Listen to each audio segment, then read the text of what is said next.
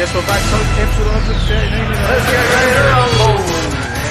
Your host as always, Liam, and joined by the wonderful Sean Corrigan. And a very, very special guest on this morning. Cup winner, championship winner, Dylan McGeouch. How are you, mate? Let's get ready to rumble. Not too bad. Thanks for coming on. Nah, no problem. No problem at all. How are you getting on, mate?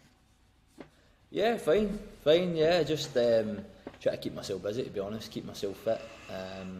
Still on the hunt for a new club, so yeah, it's challenges as you could imagine, but yeah, just keeping positive, keeping fit, and hopefully once the phone goes, I'm ready to go and see where the next chapter takes me.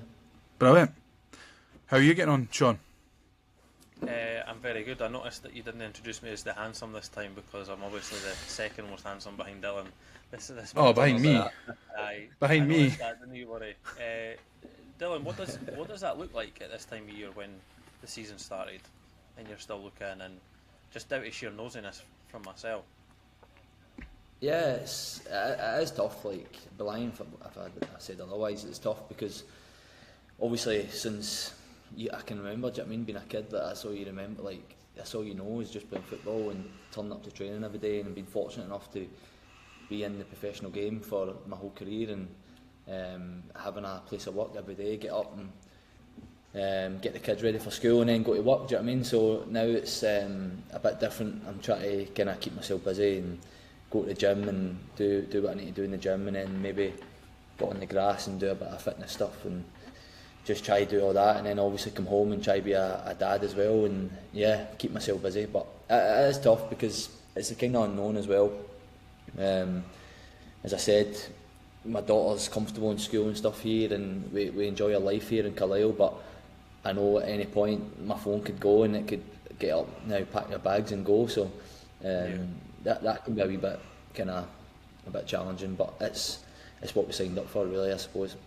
No, I suppose so. The PFA thing, just before we kind of get into it, obviously you spent some time down there. What is that setup kind of like? And obviously we ended up getting Dwight Gale from it last year, I think it was. So, was there any kind of concrete stuff that came off the back yet? And like, obviously it seems like quite a setup, and it's obviously a good thing for people that are out of contract and stuff like that as well, eh?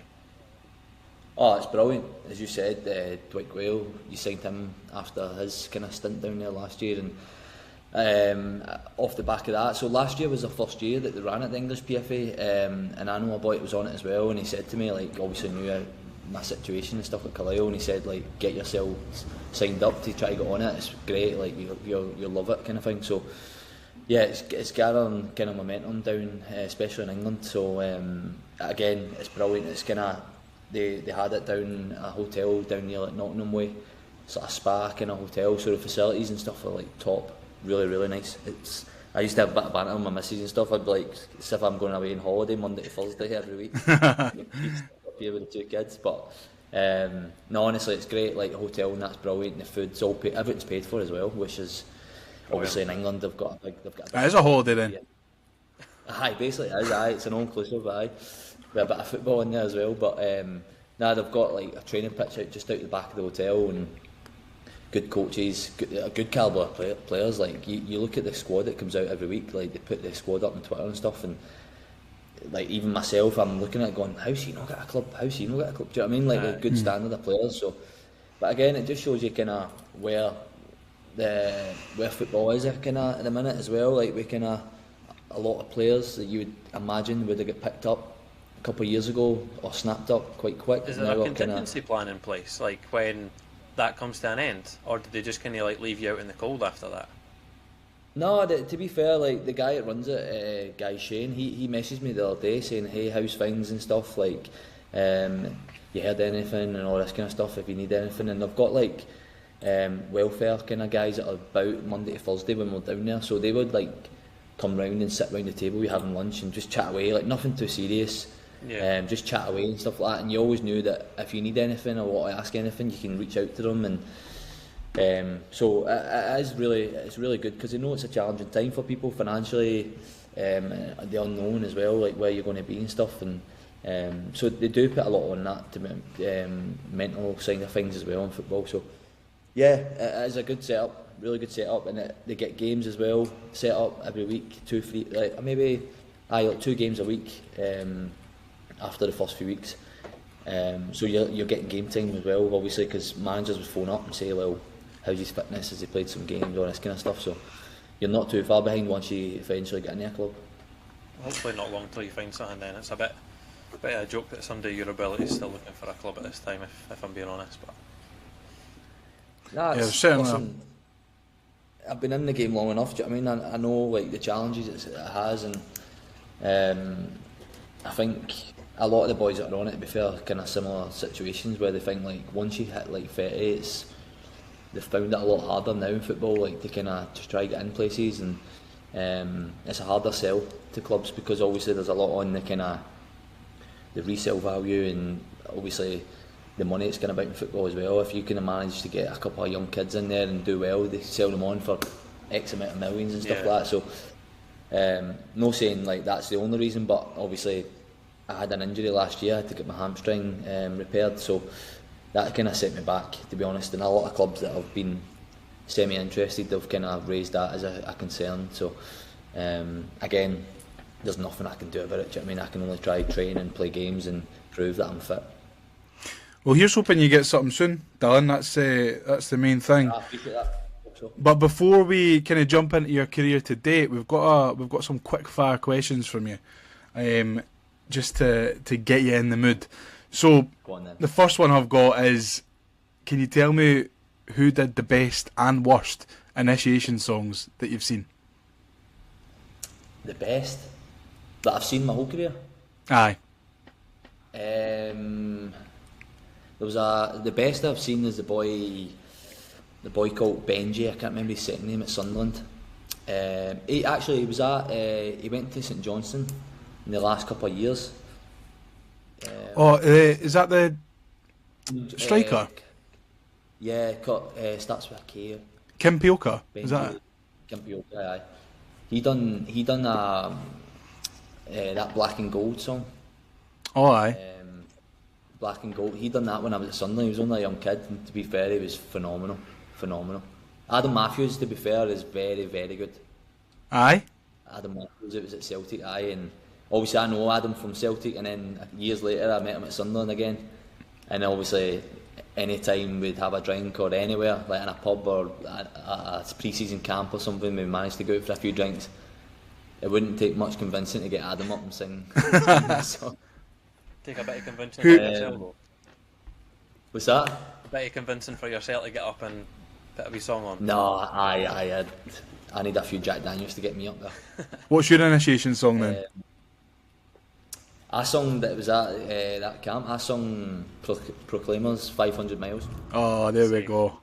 I quote Scottish and stuff like that. I'll go Scottish. Do you know what I mean? I'll break it into the English boys and that down here. So it was good. Play up to the stereotype. Yeah. Next up, we've got the worst haircut of players that you've played with.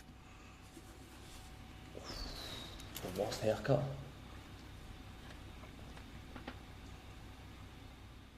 Cummins surely got to be up there, eh?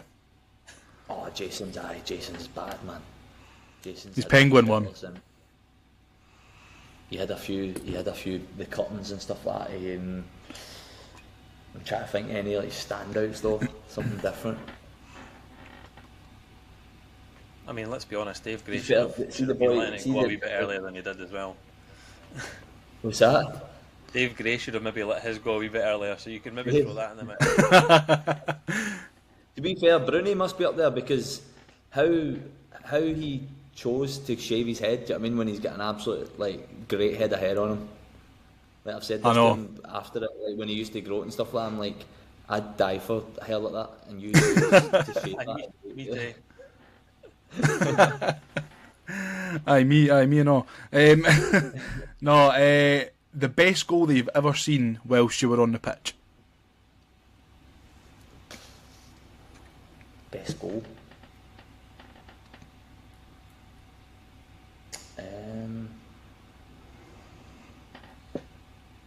I'm sure. Go back to actually, I think Martin Boyle's in the cup. Oh yeah, the Livingston one. Livingston. I seen that no long ago on Twitter actually a couple of months back, and I remember that. It was unbelievable. That was an absolute That's the first zinger. one. That one. Aye, First one that comes to mind. that was a cracking goal. I think that was one of his first goals as well, because when he It first was quite early. I mind when he first came into Hibs, he was doing everything apart from scoring. You know what I mean? Yeah. He couldn't find the back of the net, and that was maybe one of his first. Next up is, if you could have played for any team throughout history, who would it have been? Through history. Yeah, so like maybe Pep's Barca or. Pep's Barca. Aye. Barca aye, no doubt. I think You would have slotted in nicely there, eh? that was a peak. I was like, I had this thing for like Iniesta and stuff like that in chat, like especially Iniesta was my favourite, but the midfield, Busquets and Xavi and Iniesta was ridiculous. Like you see the documentaries like recently, like of like Alex Ferguson that talking about like I think Rooney or something or somebody on the pitch said they couldn't, like they didn't know what to do. Like nobody had ever done that to them. Yeah. No, incredible. Off of my timeline, but were you in the squad or in the stand the night at Celtic Park? Is that right? For what or game? Am I off? For the I was For the on Barca bench. game. I was on the bench. Aye. I was on the bench. What was that experience like? Because I'm assuming that you weren't initially on the bench, and then you kind of found that you were on there as well. What was that experience like? Incredible. Obviously, because I used to go to the games like as a kid, and then I was a ball boy growing up and all this kind of stuff, and everybody looked forward to the Champions League. Do you know what I mean? The packages when they come out, you get the free games at home and stuff like that, and you would wonder who you're going to play, AC Milan, Barca. So like growing up, that was like huge. Do you know what I mean? And then the music before the game and all that, it was like incredible. And then obviously, fast forward a couple of years, I'm part of it. Do you know what I mean? Like warming up on the pitch and listening to it from the side, sitting in the dugout, out warming up and all that. Like just phenomenal. Obviously, that was the night we qualified for the last 16 as well, which I can't remember anybody. I didn't know anyway, but I don't think anyone kind of knew that we could have qualified that night like the way we did. I think certain results had to go away or something, and then obviously you're not expecting really to go beat Barca. Do you know what I mean? Like maybe get a point or something, but to beat them the way we did, and then obviously qualify for the last 16 and stuff like that, it was incredible. Did you manage I was to nab actually- any of the shirts or that when you were warming up? How about you What's worked that, with some of sorry? the Barca players? Did you manage to nab a wee shirt swap or that? Nah. See, to be honest, I was quite, and I wish I was a wee bit more selfish, like now when I'm a bit older. But at the time, like, see, because I was a young lad and stuff, and I hadn't really played that much, like, I wouldn't really, like, run on the pitch and try to get somebody's top, because I always felt like that was, the boys that play, that's your thing, do you know what I mean? Like, they deserve to go, like, up to the opponent and ask for a top or whatever, so me running off the bench and running into Iniesta and trying to get his top, do you know what I mean? I felt like I never really liked trying to do that, do you know what I mean? So, but now I wish I did, to be honest, because I would be sitting with a few belters. But, aye, to even be part of it though, do you know what I mean? And like even to this day, sit and speak about that experience and stuff like that, it's incredible. I mean, just going back to your early days at Celtic, you obviously before you made your first team debut, you went from Celtic to Rangers, then back to Celtic again in the youth setup. What was that like, and how did that kind of come about? Yeah, it was. Now you look back and you think, oh, that was a bit mad. Do you know what I mean? But at the time, it was just certain decisions that had to be made. Without getting into it too long, but my eldest brother, he played with Celtic as well. He went full time, maybe into his first year at full time. So he'd have been about 16, 17 or something.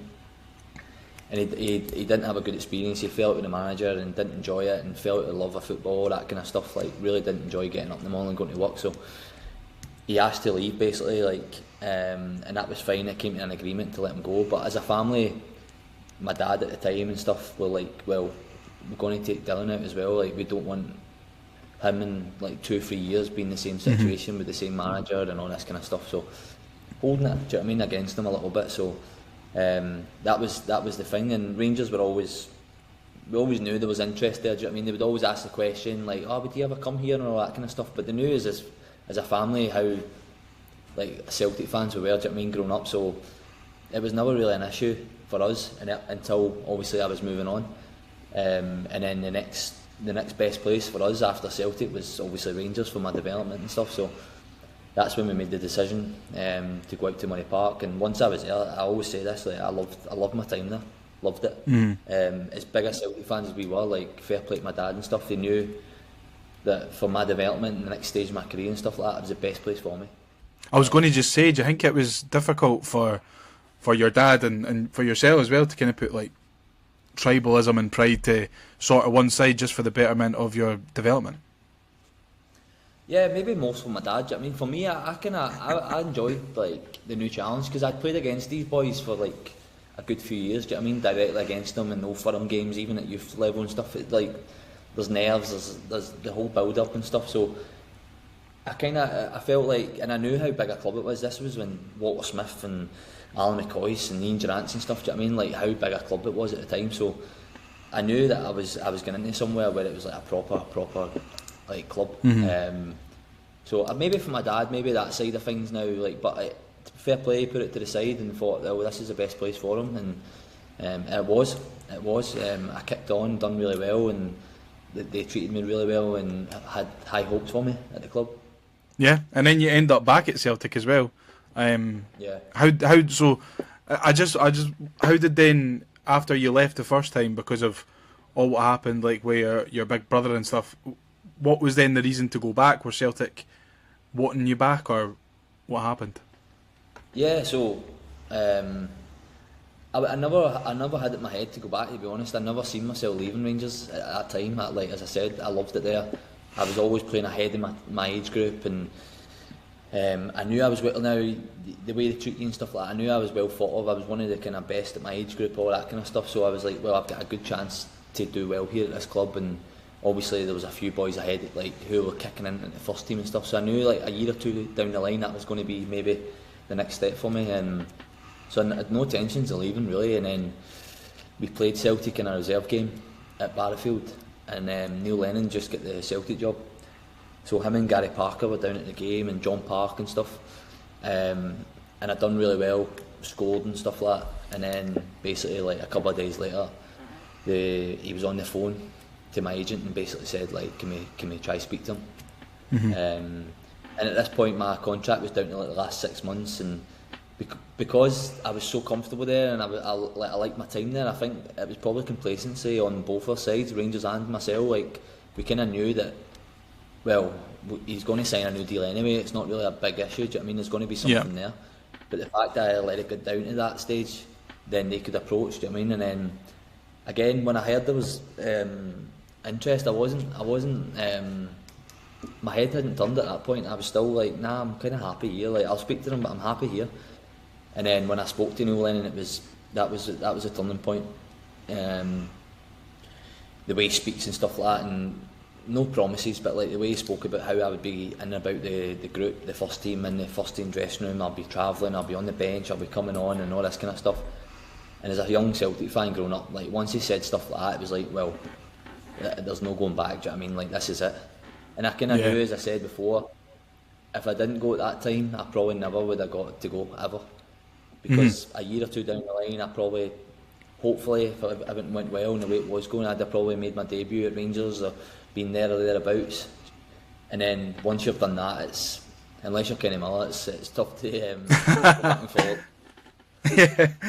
He's getting his stamps for both sides quite regularly, isn't he? But no, after that, obviously Neil Lennon did start to kind of bleed you into the first team and stuff, and give you your chance. I remember the first goal that you scored, that incredible solo run against St Mirren. I had to watch it another couple of times before you came on, but that's kind of the stuff of dreams, really, isn't it? When you pick the ball up on more or less, your own 18-yard line, and you travel the whole way and stick it in the net. How did it feel? Yeah, it was mad. Oh, it was mad. Like, kind of forget, to be honest, see, because it's been that long and stuff, I forget about it. Do you know what I mean? But it's funny because I was watching it maybe about 2 weeks ago, because my daughter, who's 5, and obviously she's at school now, and a few wee friends and stuff like that, like the wee boys and at the football and stuff. And anyway, they were in asking questions about like football and stuff like that, and who's the best player you've played against and all this kind of stuff. So my daughter's kind of like trying to kind of ask me questions as well to get involved, and said something about the goal. So she asked to see it. She asked to see the goal. So me and her watched it on the couch like 2 weeks ago. It was mad. And then every couple of days she'll say, "Daddy, can we watch that magic kick?" She calls it the magic kick. So me and her sit on the couch and we're putting it on YouTube, the magic kick, and she finds it funny. But yeah, it's mad. It's mad. Again, my home debut, like I'd been waiting. I think I was on the bench like a good few times before I got on, especially at Parkhead, and so I was just itching to get on that pitch. Do you know what I mean? And then obviously I used to warm up and stuff, and if we went like 2 or 3 up, I was thinking like, okay, like, you're flying me on now. Do you know what I mean? Like the game's kind of done now. You're flying me on. So I think we might have been like 2 or 3 up in the first half. So then getting into the second half, he's giving me the shout, so on a go and stuff like that. So even to run out, we just play once. Do you know what I mean? That was it. That was enough for me. So that was great. And then obviously, as I said, the buff was at the edge of the box, and again, I just blanked out, to be honest. Just ran, kept running, and then had like in my head, I had probably too many options. I think I had like Stokes to my left, Samaras to my right, and Gary Hooper or something. There was like 3 different passing options that I should have passed it well before. But it's not a bad problem to have there, eh? Hooper, Samaras, and Stokes. I know, it's mad. But I didn't want to make the wrong decision, to be honest. Now it was that obvious. It was like, well, if I make the wrong pass here and they cut it out, it's like 4v1 or something, whatever it was. So I end up just kept running and running. Before you know it, I'm edge of the box and dropping the shoulder and then shooting, and it's in. And then obviously the rest is history. But it's just left peg and all. I know. It's funny because a lot of the people, like, I think Kenny McLean's the one I nicked it off at the edge of the box for St Mirren. John McGinn, who obviously I'm close with, I think he was on the bench or in the stand or something, I remember. Jim Goodwin was the one I skipped by at the middle of the pitch. I see, yeah, I remember that. I seen. And Big Sammy's in goals, who's obviously Dave Gray's assistant. Yeah, no, incredible. He's in goals, so watched that a few times, I think there, but up to Aberdeen, so I had to remind him a few times when he came up. A couple of years later though, Dylan, you make the move across the M8 on loan to Hibs. How did that kind of come about? Was it from yourself wanting to get some more first team action, or were Hibs, pedalling to get you in? I think it was a bit of both. I knew at Celtic, obviously the first few years you're riding the wave and you're excited to be there and getting on and all this kind of stuff, but then you get to an age where you're kind of like, right, I need to go play now 30 games, whatever, this season, like proper football, do you know what I mean? I can't just be getting 10-15 minutes here and there, so I was kind of itching to go and play proper football, and all the people that I kind of come through the Scotland youth setups and stuff with, they were all playing with Hamilton and Dundee's, and they were playing regular first team football, do you know what I mean? Yeah. And I'm sitting there going, alright, I'm at Celtic, but I'm playing 6-7 games a season, do you know what I mean? Like, and then reserve games and stuff, it's no enough. So I kind of knew I had to get out, and then Stubbs had just come in, and basically I went through, he was interested, I went through to meet him, and once I spoke to him I was like, yeah, let's do it. Like, obviously I loved him as a player, like growing up Celtic, he was brilliant for Celtic, but even as a guy, like I could tell, like, nah, he's a good guy for me, and he'd be a good manager and stuff. And to be fair, he said to me, he's like, Dylan, to be honest, we've just come back pre-season, we've got about 8 players. I was like, right, okay, like that's no great, but he was like, but we're building and I want you to be a main part of it and all this kind of stuff. So, and sure enough, he put a squad together that everybody was proud of, do you know what I mean, watching it and even being part of it. So yeah, once I went through to speak to Big Stubbsy, it was a no-brainer. See when you've made that journey through and he's hit you with there's only 80 is going to be here. At that point, is there any doubt in your mind about potentially coming through at all, or did you just see this more as like it's a very strong championship because of how you felt about Stubbs at the time? You just kind of like trusted the process more than anything else, and because of the size of the club, was it a mixture of that rather than fucking hell, there's only 80 us here, what's going to happen? Yeah. No, I think, see, to be honest, if it happened now, I'd probably be a wee bit more worried about it as you get older, do you know what I mean? You're worried about different things, but see, at the time I almost took it like as a challenge. I've been like, alright, like, there's not a lot of us yet, but we're building it, and I'm going to be a main part of it. Do you know what I mean? I'm going to be one of the main ones to help turn this round and this club round. And it was almost like a challenge. Do you know what I mean? Like, I think if I went in and it was like an established squad and all that, it might have been a wee bit harder probably to try to establish myself. But it was like, well, you've got nothing to lose. You're coming here to play. The manager likes you. You like the manager. You've not got much to work with yet, but we're going to stick together and we're going to build. Do you know what I mean? We're going to be part of it, and when we do, it's going to be great. And thankfully, it was. Do you know what I mean? Like, that's the way it felt. Like, we were all really close, the squad, and we were all wanting to do well and stuff like that, and not taking ourselves too serious. And like that connection with the fans and stuff like that, you could see it in abundance every week. Was there anyone else that kind of sold the move to you before, like you know, when you're making that drive through and you're maybe speaking to people beforehand, or was it just you were straight through and then had the conversation and that was it? No, I was straight through. I didn't speak to anybody. Obviously, like, you know a lot about Hibs. Do you know what I mean? Like, growing up in Scotland and playing against them, and it's a good club, and going through there to play against them and against the youth teams and all that kind of stuff. There was a few players there like Jordan Foster and stuff like that, and your Paul Hanlons and stuff like that. So I knew them through like the Scotland youth setups and all that kind of stuff. So I knew they were a good club. Do you know what I mean? With a good fan base. So it's not like I was going into the complete unknown, thinking what the fans like, what's the stadium like, what's the city and stuff like that. Like, I knew it was like a top place. Do you know what I mean? And it's one of the best decisions I made, to be honest, in my career. Like, on the pitch, off the pitch, everything about it. Do you know what I mean? Like, even now I'm still doing podcasts about my time there. Do you know what I mean? And I'll never get bored of doing that because it was brilliant. I mean, you come in and obviously we've got Jason Cummins, Scott Allen was there at the time, Dom Malonga. Who were the players that you were kind of tightest with in that squad that first season? I think Scotty Allen, to be fair. Scotty, obviously grown up in Glasgow as well, same as myself, so we kind of knew the same circles of friends and stuff like that in Glasgow. So right away we were travelling in together because we had like a car school and stuff, and then we were travelling in, spending a lot of time with each other. Do you know what I mean? So I was naturally the closest with him, and then John McGinn, obviously, as well.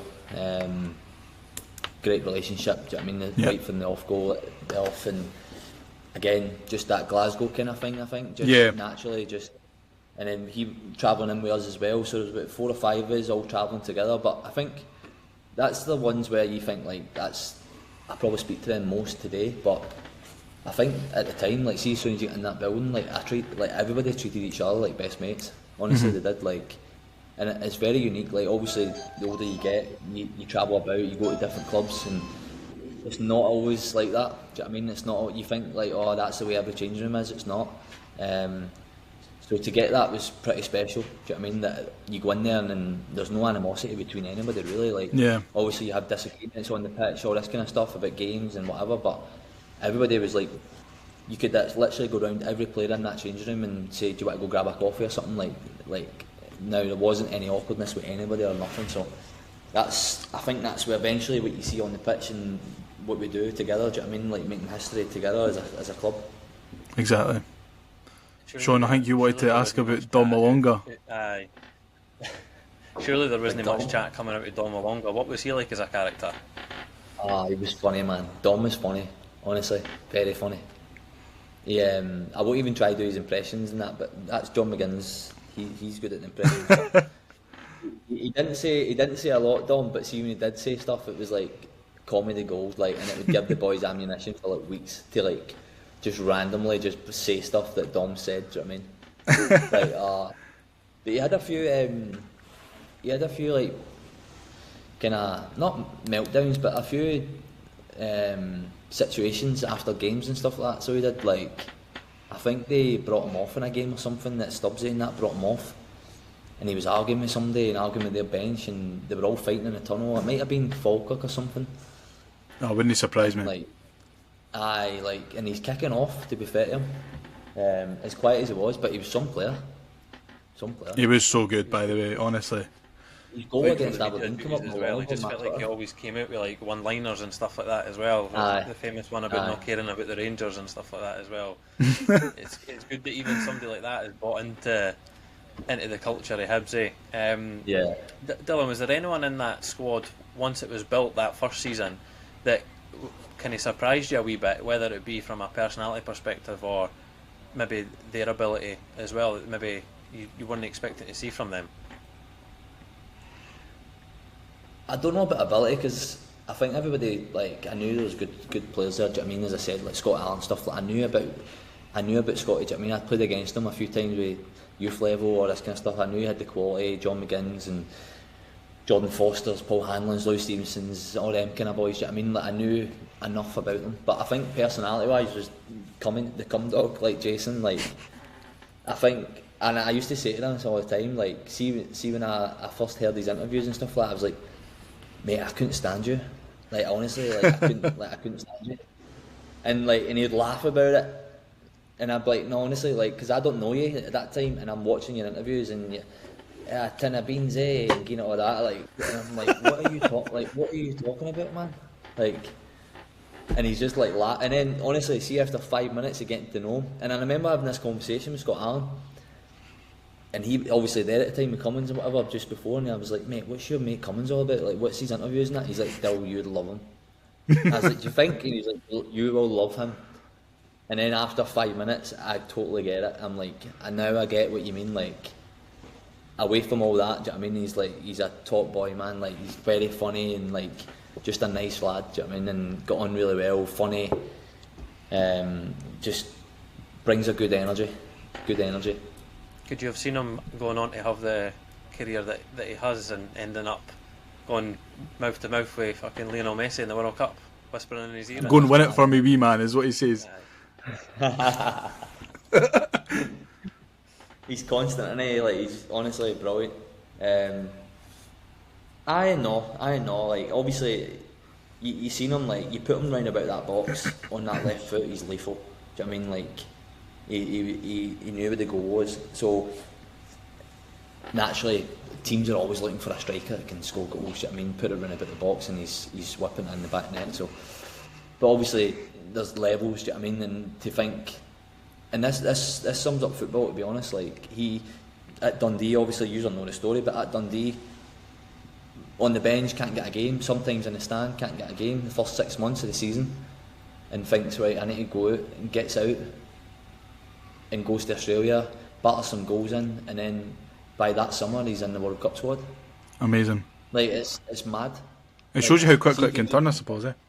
That's what I mean. Like, see if he'd just been there or thereabouts at Dundee, or on the bench, or coming on and stuff, they wouldn't have let him go.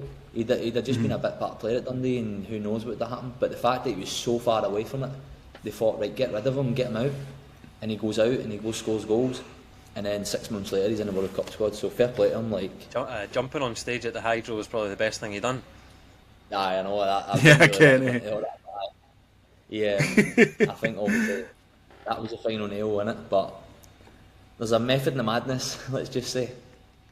I mean, and we can't really talk about Jason Cummins without talking about Cumdog versus Grado in the Hibs canteen. Brilliant.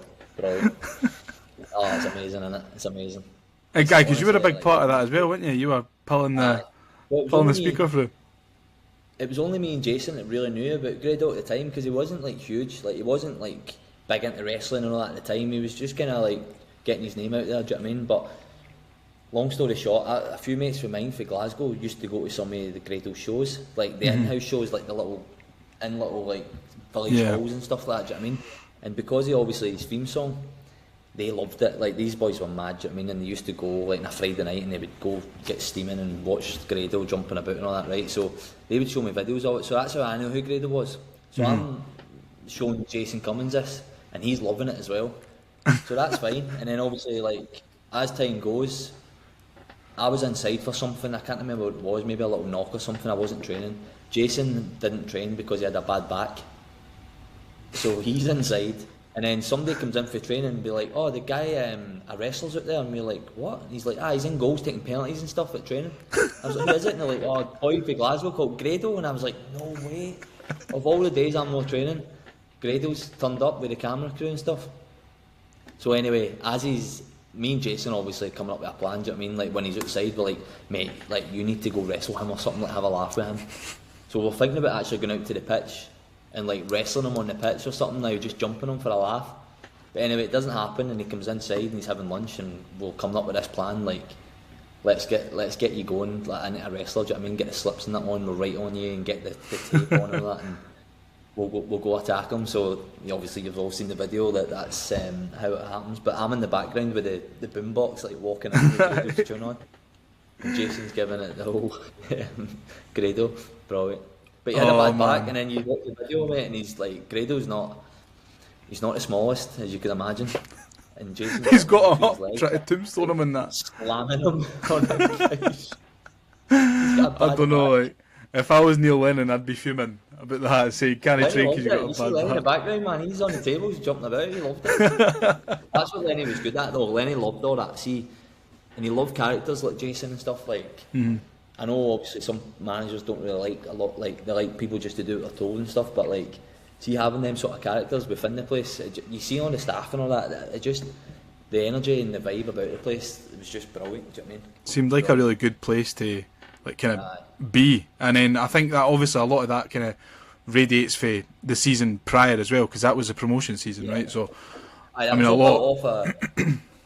It was all built off obviously with Stubbs, because Stubbs is very similar. Like, let the boys have a laugh. Like, see if we won on a Saturday, you like the boys to go out and have a few drinks and stuff and enjoy it, be together as a group. You loved all that, and sometimes you'd come meet us and stuff, and now sitting, you think like, oh, your manager's just walked into a kind of bar restaurant that you're in, and you come straight at the table buying the boys a couple of drinks and stuff. Like, nothing daft, but like just very much of being like he's one of the boys as well. Do you know what I mean? And obviously you knew there was a line that you wouldn't cross with the manager, but he was very, like, you feel like you could speak to him about anything, and I think Lenny is very similar in that way, where he let you have a laugh, but he knew there was a line where if he said something or whatever, then that was it. Do you know what I mean? Like, there wasn't, you don't cross the line. So do you think that was Alan Stubbs then a major kind of reason for you wanting to come back the following season on a perm? Yeah, definitely. I think even the way the season went, do you know what I mean? I know like we didn't get promotion that year, but I came in and I played and I enjoyed it, and right away took to the fans, and I think the fans took to me and stuff, and I had that feeling of importance and being part of something, do you know what I mean? And I think I was never going to go back and just sit in the bench or sit in the stand and hopefully I get on the pitch, do you know what I mean? Like, once I had that little taste of the love from the fans, from playing week in, week out, then that was enough, do you know what I mean? And it was a no-brainer. There wasn't any conversation about it really. And I think Celtic, to be fair, were great as well. Like, really happy for like me to go and take that step and go follow my career. Do you know what I mean? Rather than just being a bit part player in their squad. So yeah, obviously Stubbsy was huge on that. But even the club as a whole and the way my kind of personal season went, that was the main driving point in going getting myself back. Yeah, I mean, because I feel like we'd built, like you said earlier, we'd built a really good quality tight knit squad the season prior. I think it only maybe needed a couple of additions. You know, you look at McGinn come in that season, the season that we won the cup, that is, and you know, yourself came in permanently. Obviously Scott Allen left, but you know, we still had the vast majority of a very, very good squad. And was the idea that season to go all out and win the league even though Rangers were still there?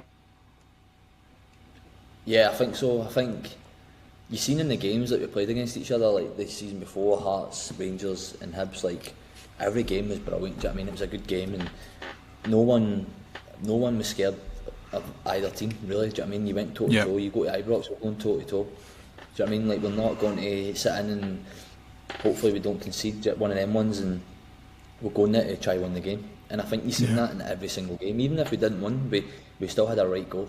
And then some of the cup games and stuff like that against Celtic, who were in obviously winning the leagues and stuff and trebles and stuff, like games against them, we were going toe to toe. Exactly. And I think we had that feeling. We had that feeling of like no fear, and you could see it. And we're all you kind of young lads earlier on in our careers and looking to do well. Do you know what I mean? And you can see that we never feared anybody really. But yeah, you still had that base of like your Paul Hanlon's, Lewis Stevenson's, Dave, Dan McGregor's, all these sort of boys. Do you know what I mean? Like, we had a right good core. And then you had obviously a few younger lads like myself, John McGinn, Scott Allen, Cummins and Jason Keaton, James Keatons and stuff. Like, there was a litter of kind of young guys like 23, 24 or them, do you know what I mean? Like, in the middle of their career. You mentioned there the now, and I just kind of want to quickly piggyback off of that about there being like such a young, like hungry squad there, full of talent, and then at the other end of that scale, you've got like Kevin Thompson. Obviously, came in at at that point throughout the season as well, and he was there the last time. Probably, I mean, in my lifetime, the two special squads that we've had would be your lot and his lot. Was there any like? Did he try and detach himself from yous, or was he like quite interlinked with yous and tried to just pass on a lot of knowledge about maybe stuff and decisions that he'd made when he was coming through in that special group onto yous? Because we had him on here and he spoke highly of obviously all of yous as well. Did he just try and pass on as much of that wisdom as possible? Yeah, honestly, Tomo, one of the best guys I've met in football. I don't speak to him regularly anymore, like here and there, little messages on Instagram and stuff like. But he's a top guy. Obviously a top player. I don't even need to speak about his playing career because we all know how good a player he is. But off the pitch, like just so good a guy. Like he was brilliant for us, and he didn't play every week. Do you know what I mean? Like we were all kind of playing regularly, and then he would come in and come off the bench. Or I was injured and stuff like that. Like swap in and out with me and stuff. But like the importance of Kevin Thompson and that kind of squad was like invaluable. Honestly, like. On the pitch and mostly off the pitch as well, like just older guy, kind of you could go speak to him about his experiences and little things, or if he could see something or you ask him questions, he would give you his knowledge. Do you know what I mean? Like just to kind of ease it up a little bit. And I always remember it was the day of the cup final. It was the day of the cup final, and I've told this story before, but I'd got injured like 2-3 weeks before in my groin, and I was touch and go if I was going to make it. Right down to like the day of, the morning of the game. So I trained I think the day before. So say it was a game Saturday, wasn't it? So yeah, I trained the Friday. My first day training. Don't do much on a Friday, so couldn't really test it much. And then we go travel and we're staying overnight Friday night. Saturday morning comes. Big Stubbsy pulls me and says, "Right, how are you feeling? Like, what are you thinking?" And I was like, "Well, I want to be totally honest with you. I don't know. Like." I could go out there and I could play 90 minutes, no problem, or I could go out and get injured in the warm-up. Like as soon as I smash a ball or something, my groin could tweak again. So I don't want to disappoint you or the team. Do you know what I mean? And say, yeah, I'm fit, and then I need to come off into 10 minutes. So I'll leave it up to you, kind of thing. And thankfully, he did put me in. Do you know what I mean? But see, because I'd left him at that, 5 minutes later we go into the meeting and he puts the team up and I'm starting. So right away, I'm thinking about like I'm hoping I don't need to come off here, like honestly, because I'll be so embarrassed. I'll let the team down, the club down, and all this kind of thing. Do you know what I mean? Like here we go again. And I was sitting beside Tomo in the bus on the way to the game at Hampden, and I was speaking to him about it. And honestly, he just like brought me right down. He's like, "Don't worry about it." He's like, "What if it happens? It happens." And he's like, "But if you play, you'll be one of the best players on the pitch. Just believe it." Do you know what I mean? Like. Play as much as you can and you'll be the best player on the pitch, and all that kind of stuff. And fair play to him, because Tomo, I think he missed out actually being involved in the squad that day. You know what I mean? And he already knew that, and then the fact that he's on the bus sitting having that conversation with the guy that's playing in his position speaks volumes. Do you know what I mean? Like he just wanted us and the club to do well, regardless if he was playing or not. And you can't say that about a lot of people. Do you know what I mean? A lot of people have been sitting there quite bitter and stuff like that, thinking, well, he's not trained or whatever. Like, but yeah, I'm going on a bit, but like, top guy, honestly, amazing guy. Just see on that there, like the kind of the reservations and stuff. Do you think maybe subconsciously, the disappointments that we had that season of, the League Cup final and then losing in the promotion playoffs to Falkirk, do you think that kind of plays on your mind as well a wee bit when you're kind of up to 90 a wee bit, thinking and worrying, what if I need to come off after 5 minutes here, it's our last chance at possibly getting anything to redeem the season? Is that in your head as well? I think it was, to be honest. I think, see, like 2-3 weeks before, or when we had the chance with the 2 cups and the league at the time, I think if you looked at the 3 games, really, you'd be like, the Rangers one's probably the hardest one. Yeah. Do you know what I mean? Like Ross County in the cup, we probably could have been favourites for that. And then in the league, like the playoffs, obviously with Falkland and stuff like that, like yeah, we could beat them over 2 games. And then you're thinking the Rangers game, well, it's a free hit really. Like they're a good side, and a cup final at Hampden. Do you know what I mean? Like they'll be favourites. So, and then out of the 3 games, that's the one that we actually go and deliver. So, but yeah, obviously you're thinking like there was a point where you're going for a so-called treble. Do you know what I mean? Like you're going for 2 cups and a promotion, and then a couple of weeks later you're thinking we end up with nothing here. Like how bad a season is this going to be? We end up with no cups, not like back in the championship. Like what we're going to do? So, but I think obviously if you gave anybody the choice at the start of the season, I know what one they would have picked to win the day. Yeah, exactly. I mean, funny that actually, because we're going to talk about the Scottish Cup next. Oh really? Just like the whole kind of run was brilliant. Obviously, you know, we played Hearts. That was a brilliant game at Tynecastle. I think you had to come off early that game. That took a knock that game, and when were we 2-0 down at the time when you came off? Down. Yeah. Tom will come on. Yeah. I have no idea how we were 2-0 down that game, by the way. I know. I think Jamie Walker scored like a good goal, to be fair. And then they maybe was it a deflection or something? I don't know. I can't remember. But they went 2-0 up. Sam Nicholson hit one for the edge of the box as well. Aye. And you're thinking, oh no, this is going to be bad. And then I come off injured, and I'm thinking this is the worst ever. So, but again, I think Tom will come on that game and was tremendous. Just calmed everything down. Just play like it's nothing each.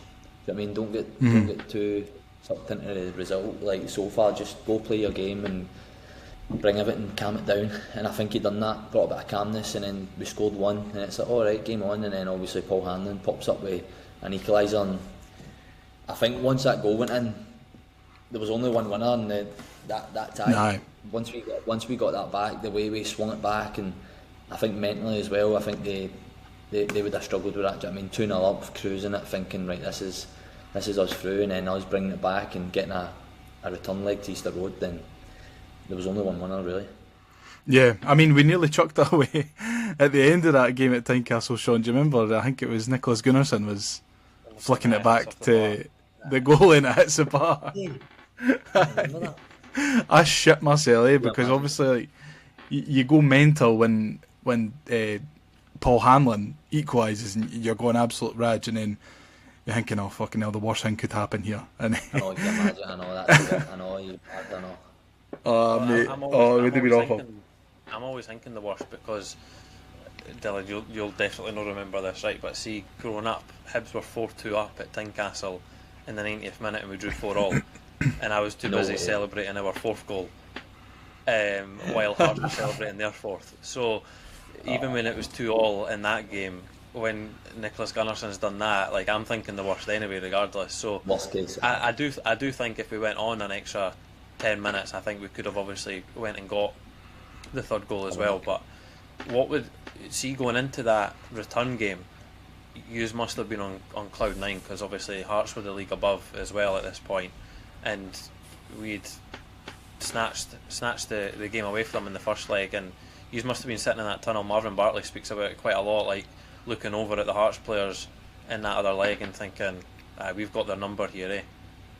Yeah, that's what I said. Like I think even the final whistle, do you know what I mean, from the previous game, you could tell there's a difference between 2-0 up or bringing 2 goals back. Do you know what I mean? Like the difference in the contrast with the fans, like like we're delighted. Do you know what I mean? Like buzzing, like thinking what a result. Do you know what I mean? And they're going away thinking, how do we throw that away? We need to go to Easter Road. And yeah, I think it was like a midweek game as well, wasn't it? It was a nighttime game. Was it a Wednesday night or something? Mm-hmm. Yeah. Yeah, I think like, under the lights, Easter Road, we've brought it back. We've got them back here at our home and stuff like that. There was, as I said, there was only one winner really, and I think the game went that way as well. And yeah, thankfully, as I said, Paul, and we managed to pull that back, because it was the start of something very special. Absolutely was, and I mean, kind of could have gone. I say it could have gone either way that night, but I thought we battered them 1-0. But the main thing is, people have said it before that the manager says to Jason Cummins, "Don't do anything daft, get yourself booked," and he scores after 3 minutes, gets booked for his celebration, and then gets a second booking for kicking the ball away. First player to get 2 yells or it committing a foul. Honestly, that sums him up. There's only so much you could tell him, and sometimes if you even say something to him, you're planting a seed in that. You don't know what's going to happen. Like, don't dink the penalty, Jason. Have you heard about that one? But he said after the game he was. What did he say after the game? He said he was thinking about going to dinking it again. In the shootout. See the Dundee United game where he's dinked the goalie and then it over the bar during the game, and obviously he goes up and scores the 5th penalty. He actually said it, and obviously the way he says it, do you know what I mean? He's like, I was actually going to dink it again, I was going to dink it. I was thinking, you think like the boys would have strangled you in that changing room. But that sums him up. If there was one person that was going to do something like that, it would have been him. But see, leading up to that game, did you know that the club were looking for a keeper, like in the build up, and then obviously what transpires with Conrad coming in? What was your the squad's thoughts as a whole, like before he even came in? Like, were you aware that we were in that position? And then when he then turns up, obviously Jason's mentioned on podcast before that he thought he was the new chef. Like, what was the squad's impressions there when he's first turned up? Oh, Conrad, man, he's a great guy. Before I go any further, what a guy. And a huge party, obviously, us going and winning that cup. You see that game in the final as well. But we didn't know anything about it, to be honest. Didn't know anything about it. I remember going into the gym, and then there's a little physio room as well. And I remember going in and saying hello to the physios and stuff, whatever. And there was somebody like lying on the bed, like face down, with no top on, obviously going through like a medical or something, do you know what I mean, or getting a bit of work done. So, and I kind of remember like saying, I'm all in, and kind of looking about, and I seen somebody kind of lying on this medical bed, face down, and I was like, alright, and I kind of went out. And the first thought, I thought, maybe it's something to do with like the chairman's like friend or something, or now family member or something that's coming in to get a little bit of treatment, because that would happen sometimes, like the physios would help out somebody's cousin or something that's got a little bit of whatever, so they would look after him or help him or whatever with his back or whatever. So I thought maybe that's what it is. Like, it must be like, because obviously Conrad will admit to himself he's not your typical footballer's kind of shape. So that's what I've seen. So I thought that, and then the boys obviously in the gym were like, "Oh, have you seen the new goalkeeper we've signed?" And I was like, "No, like I've not seen him yet." And he's like, "Oh, he's in there." And I was like, "No, that's not the goalkeeper in there." But yeah, obviously that was that situation. And then to be fair, see as soon as you got on the grass, like, and you seen him in training and the way he moved and stuff like that, for being a big guy as well, phenomenal. Honestly, like one of them ones you think, how is he doing that? Like the way he got up and down and saved, and like he's quite dynamic as well. Do you know what I mean? So fair play to him, man. He was a really good for us, and a really good guy as well. I mean, I remember, getting to Hampden that day, and because obviously Mark Oxley couldn't play because he was suspended for the quarter final, wasn't he? And obviously we'd signed him in the build up to the game and stuff, and then you're thinking, all right, I fair dues, a half decent career down south and that. And then when you see him warming up, you're like, oh my fucking god, like what's going on here? And I think everyone kind of had the same idea. And then as soon as the game kicks off and he's pulled off the first couple of saves, you're like, what on earth is going on here? Phenomenal. Like, am I being punked? Where's Rio Ferdinand? I think it actually, like, because you weren't expecting, because you, obviously the way like he was, do you know what I mean, he was a bigger guy, and then the way you seen him moving and saves and stuff like that, it was almost like, oh come on then, like amazing, do you know what I mean? Yeah. Fans actually got behind him more than they would have if he was just a normal young guy on loan or something, do you know what I mean? Honestly, I do, like, just because it was almost like, not a shock, but you were almost like this is like he's brilliant. Do you know what I mean? And, fairy tale kind of stuff as well, considering the last time he played. Yeah, exactly. But yeah, I think most people had that kind of reaction at Hampden. I remember that kind of that feeling with the fans as well, like when he ran out and stuff like that. It was kind of like they didn't know obviously that he was like a bigger guy, and obviously you seen him coming off the line and making the saves. He was phenomenal. I mean, that was probably one of the best goalkeeping displays I've ever seen live. I think for consistently to then play, the 120 minutes and no concede. I mean, because they had a few really, really good chances that day. I remember. Who's it? The boy that played up top for them. What was his name? They had three. They had Henry Ayer as well, but they had three one-on-ones Three as well. one-on-ones, Three one-on-ones that he's pulled off the save, and then he saved two or three penalties as well. So there's a couple he put onto the post and that. I remember around the post and stuff like. Yeah.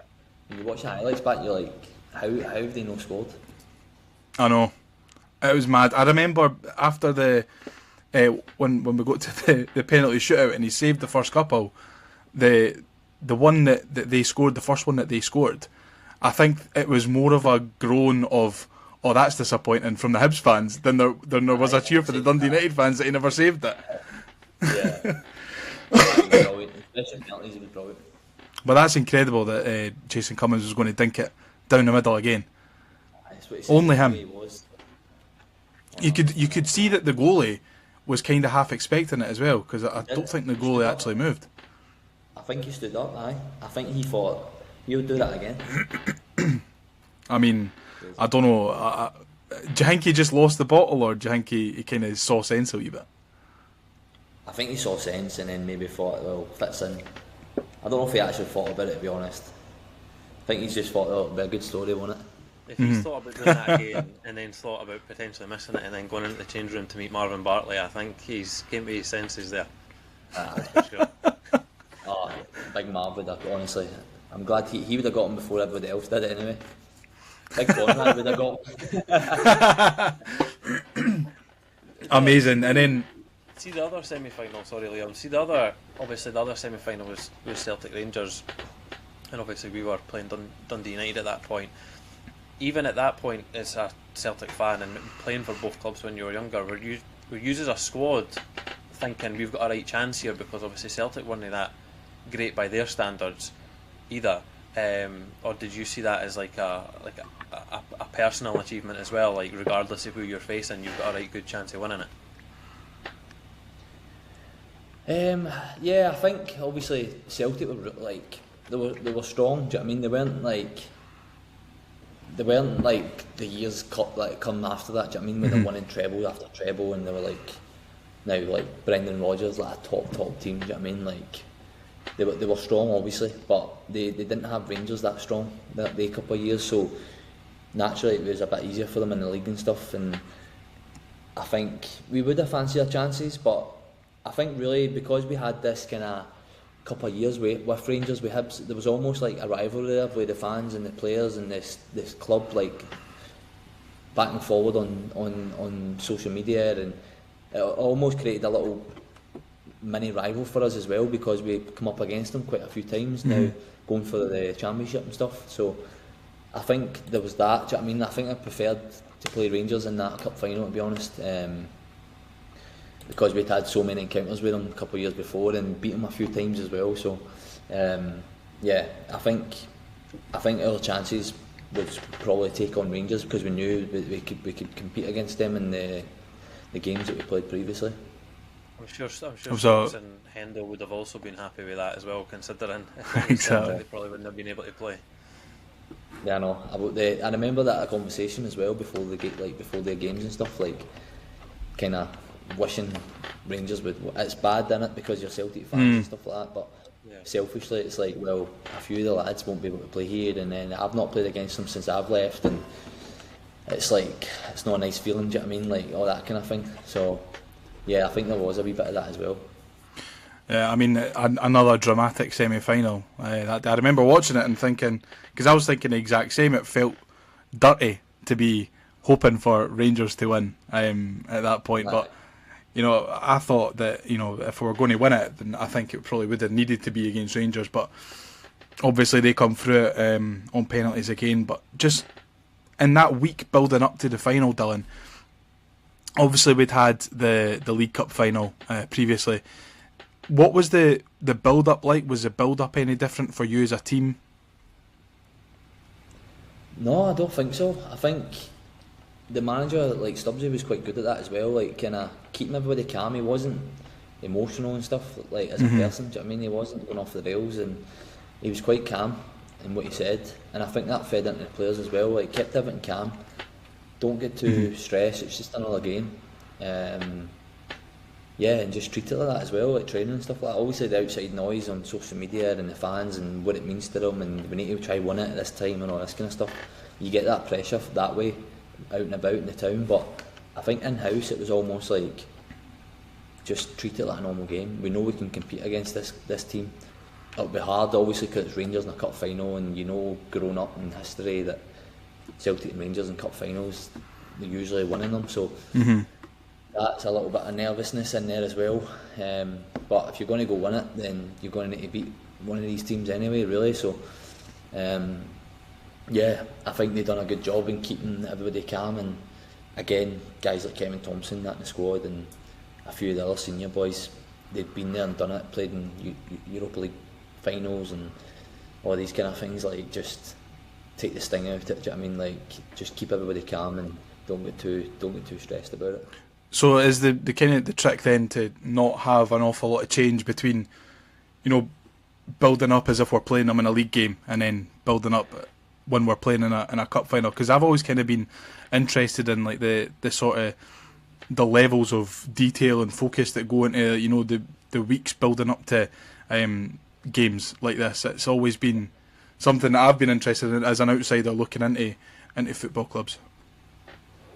Yeah, I think psychologically, like, I think a lot of clubs I've been at as well, that's the way they treat it, like the big games. Obviously you'd be lying saying you don't know it's a big game. Obviously you do, but in-house when you're at work and stuff, you try to keep everything just as simple as possible and very just the same, just routine. Do you know what I mean? You turn up to training and maybe a bit more detail in what you're doing in the training and the analysts and stuff, but you don't want to get too stressed and too uptight about it, because how many times you've seen teams in cup finals where they freeze or they go out and players that you know are good players. Now there's a nervousness and they're giving the ball away for fun, and especially in the first maybe 20 minutes, half an hour, and you're thinking what's happened here, like. So it can happen, do you know what I mean? And especially if you're getting it from both ends, you're getting it from the fans and you're getting it from the manager and the staff, that now this is a cup final, it's a must win and all this kind of stuff, then it can put people on edge and make you kind of play a different game. So but it's hard because you're going away, you're staying in a hotel, and all your mate, you're ordering 20 tickets. Do you know what I mean? Like, all my family and that are like all Celtic fans, but they're all wanting to come, all my cousins and uncles and aunties, and I'm ordering 20-30 tickets for the game. Do you know what I mean? Like, it's hard not to know that that's a big game, and exactly you're getting a suit on. Do you know what I mean? And then you're getting a police escort from the hotel. The police turn up with the motorbikes, and the lights are all going, and the traffic's getting moved, and you're travelling through, and you've got your earphones on, and you're watching this happen. Do you know what I mean? Like, going through traffic and stuff. So that's when you know you're involved in a big game. Do you know what I mean? When you're getting police escorts and that at the stadium and stuff, that's when you know, like, starting to build inside. Do you know what I mean? Which is good. I think it's nervous energy sometimes, which is good to have. But it's just channeling it in the right way. Is there a sense within the squad that if we start early, we could kind of get that early goal? Obviously, we went on to do that, but Rangers couldn't even fill the bench. They were quite depleted, and they'd obviously had like 3 weeks off. So within the camp, was there a sense that although we've had good games against them already this season and we went toe to toe, we kind of maybe could start early and then get their number again? Yeah, I can't remember if it was actually spoken about, but I think as a team we always look to start well. Do you know what I mean? Like, John McGinn would always, if he had kick-off, he would always do this thing where he would like pretend to like pass it back and then like turn and just like drive through the middle of the pitch. Do you know what I mean? Like, and just like bulldoze his way about 5 guys.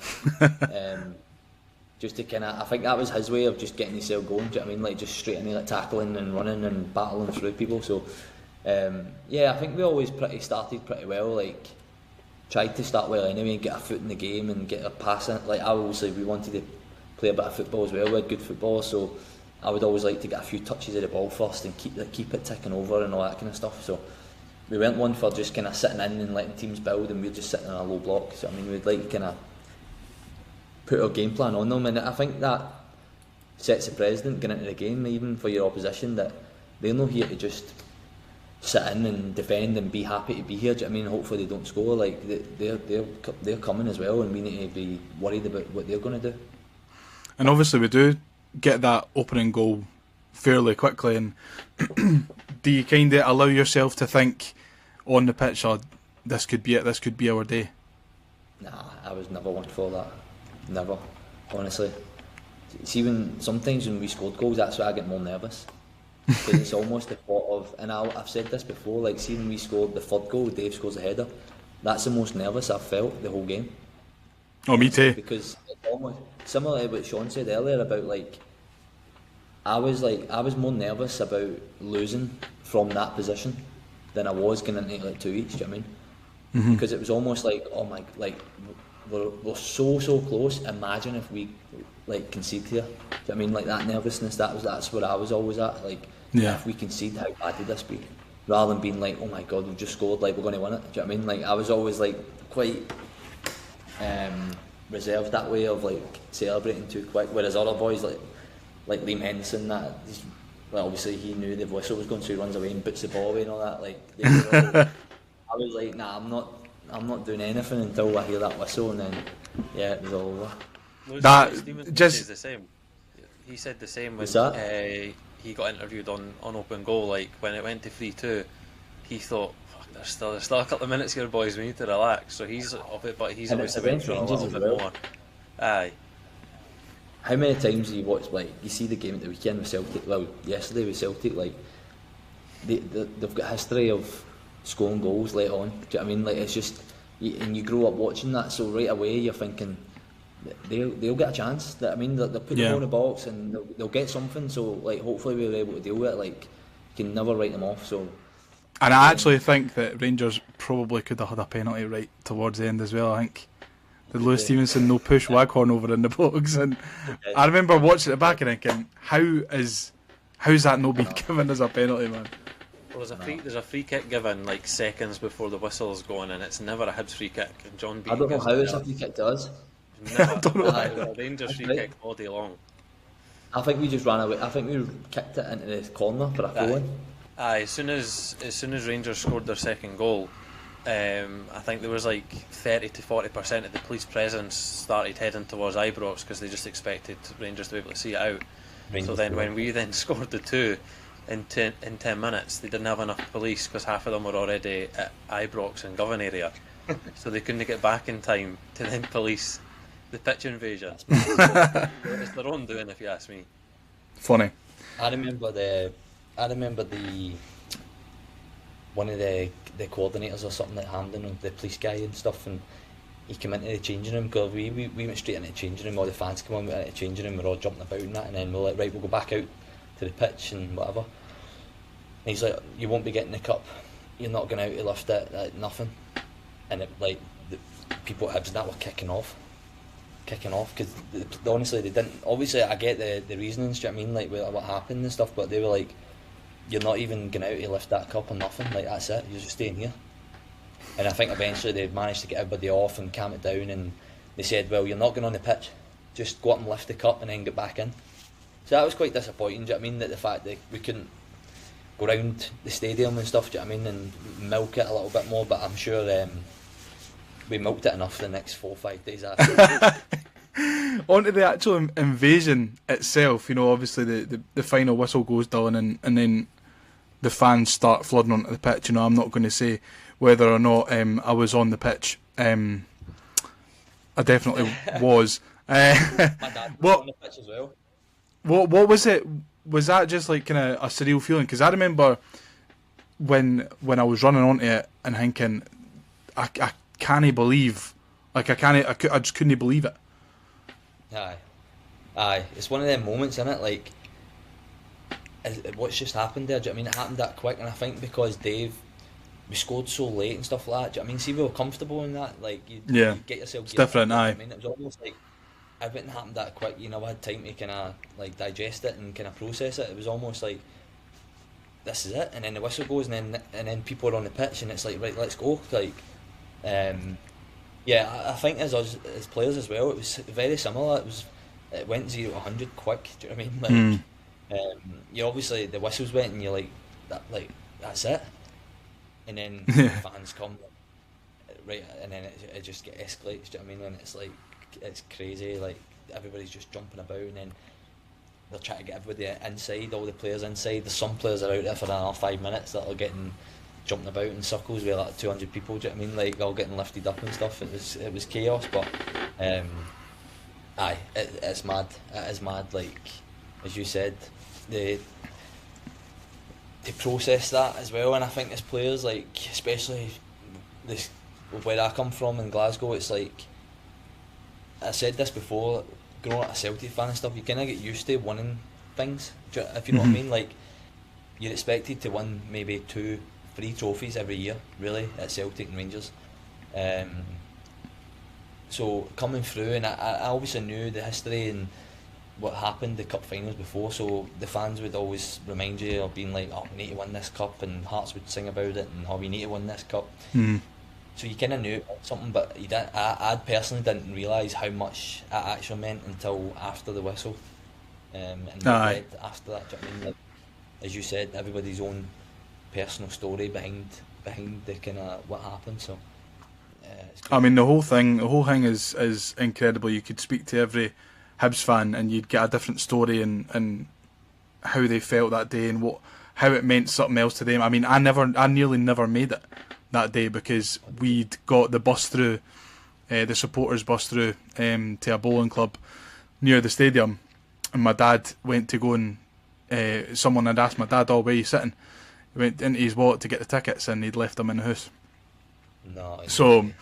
So we had to get one of my mum's pals, because my mum was with us and all, because like there was nobody in the house. So one of my mum's pals had to go and find a spare key for our house to go into our house, get the tickets, driving through to Hampden, and thankfully we managed to get there just as the teams were shaking hands, which was incredible. And I remember sitting in this bowling club, and I was a mix between I was going to burst into tears because I was going to miss a game, and I was fuming because my dad left the tickets in the house, and one of my mates was like, "Ken, what?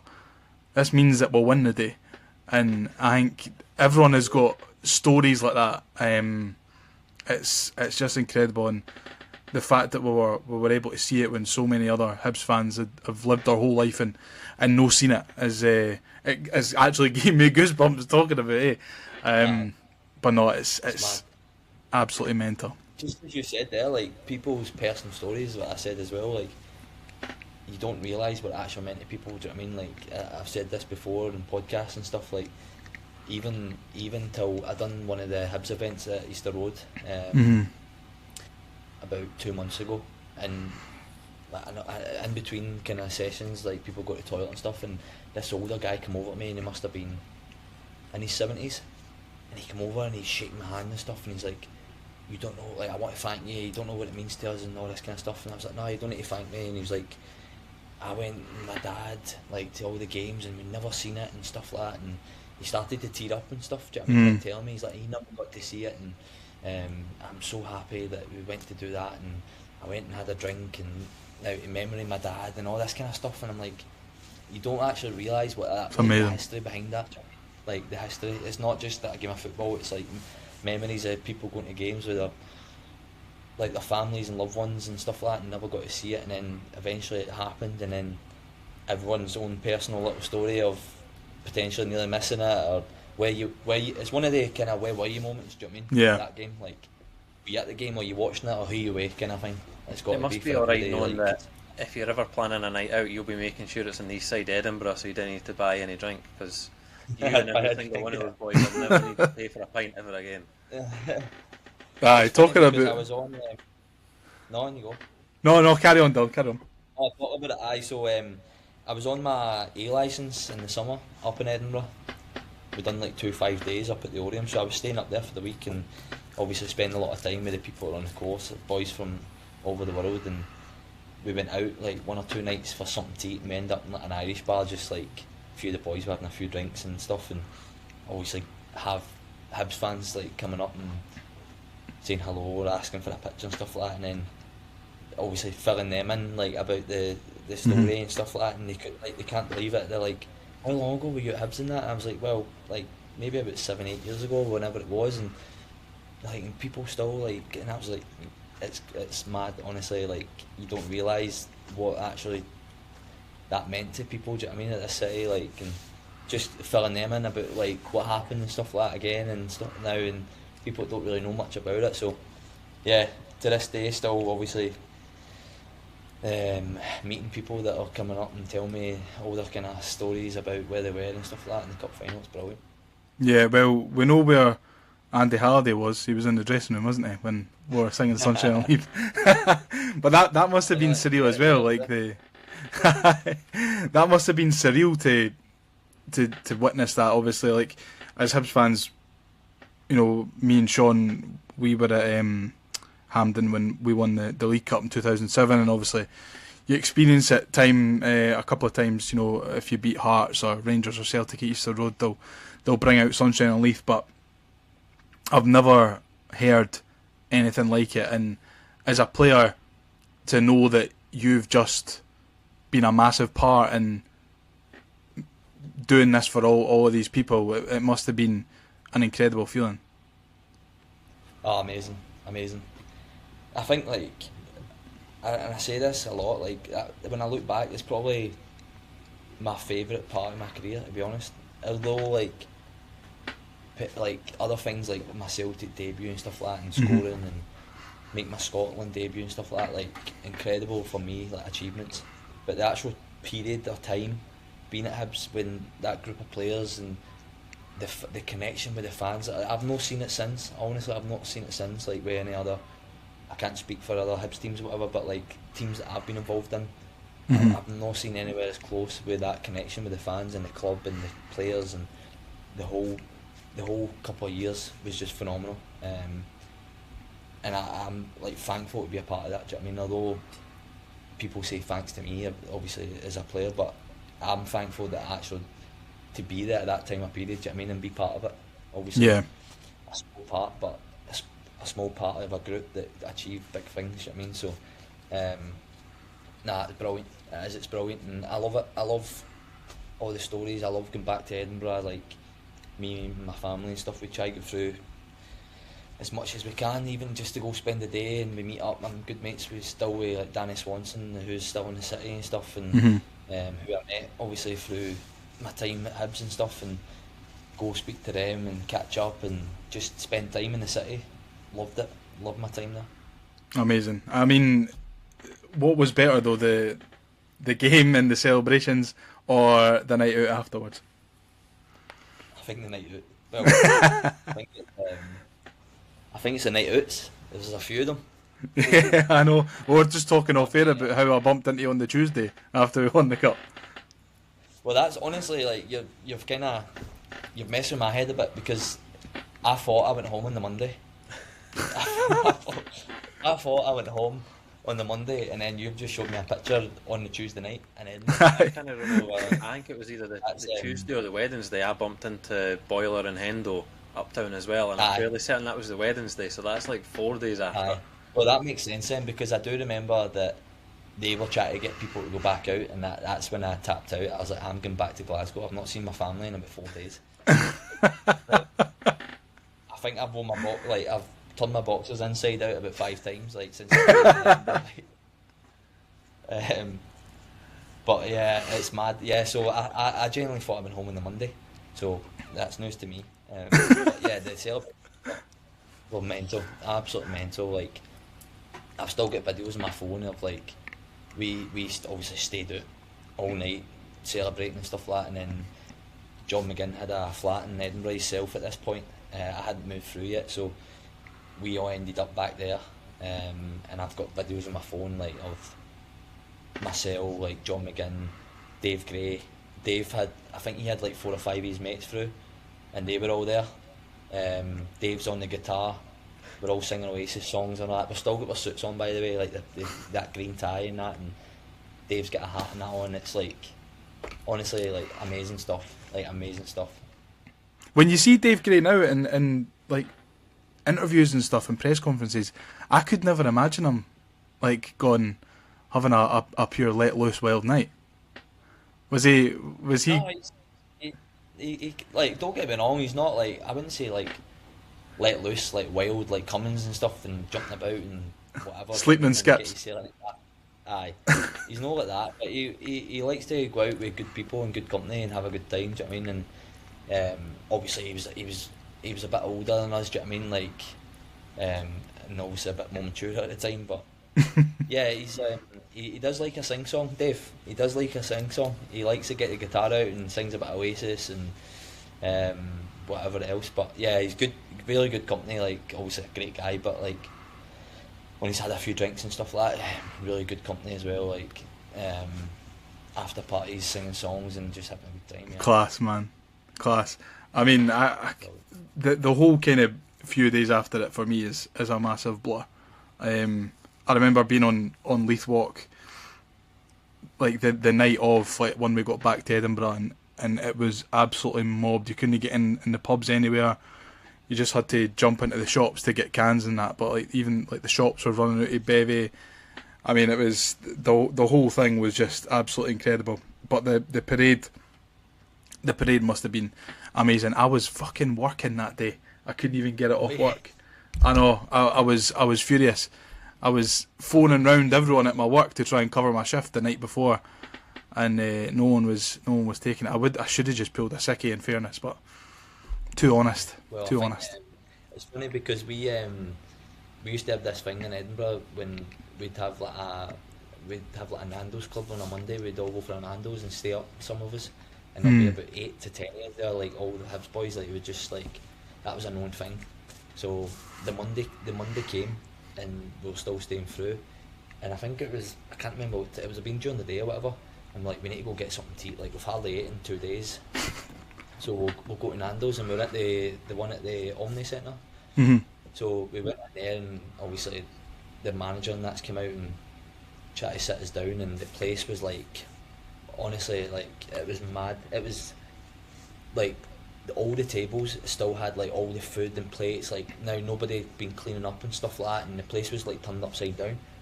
So we like, he was like, I'm sorry lads, like we'll sit you down, we'll get your table cleaned. That he's like, but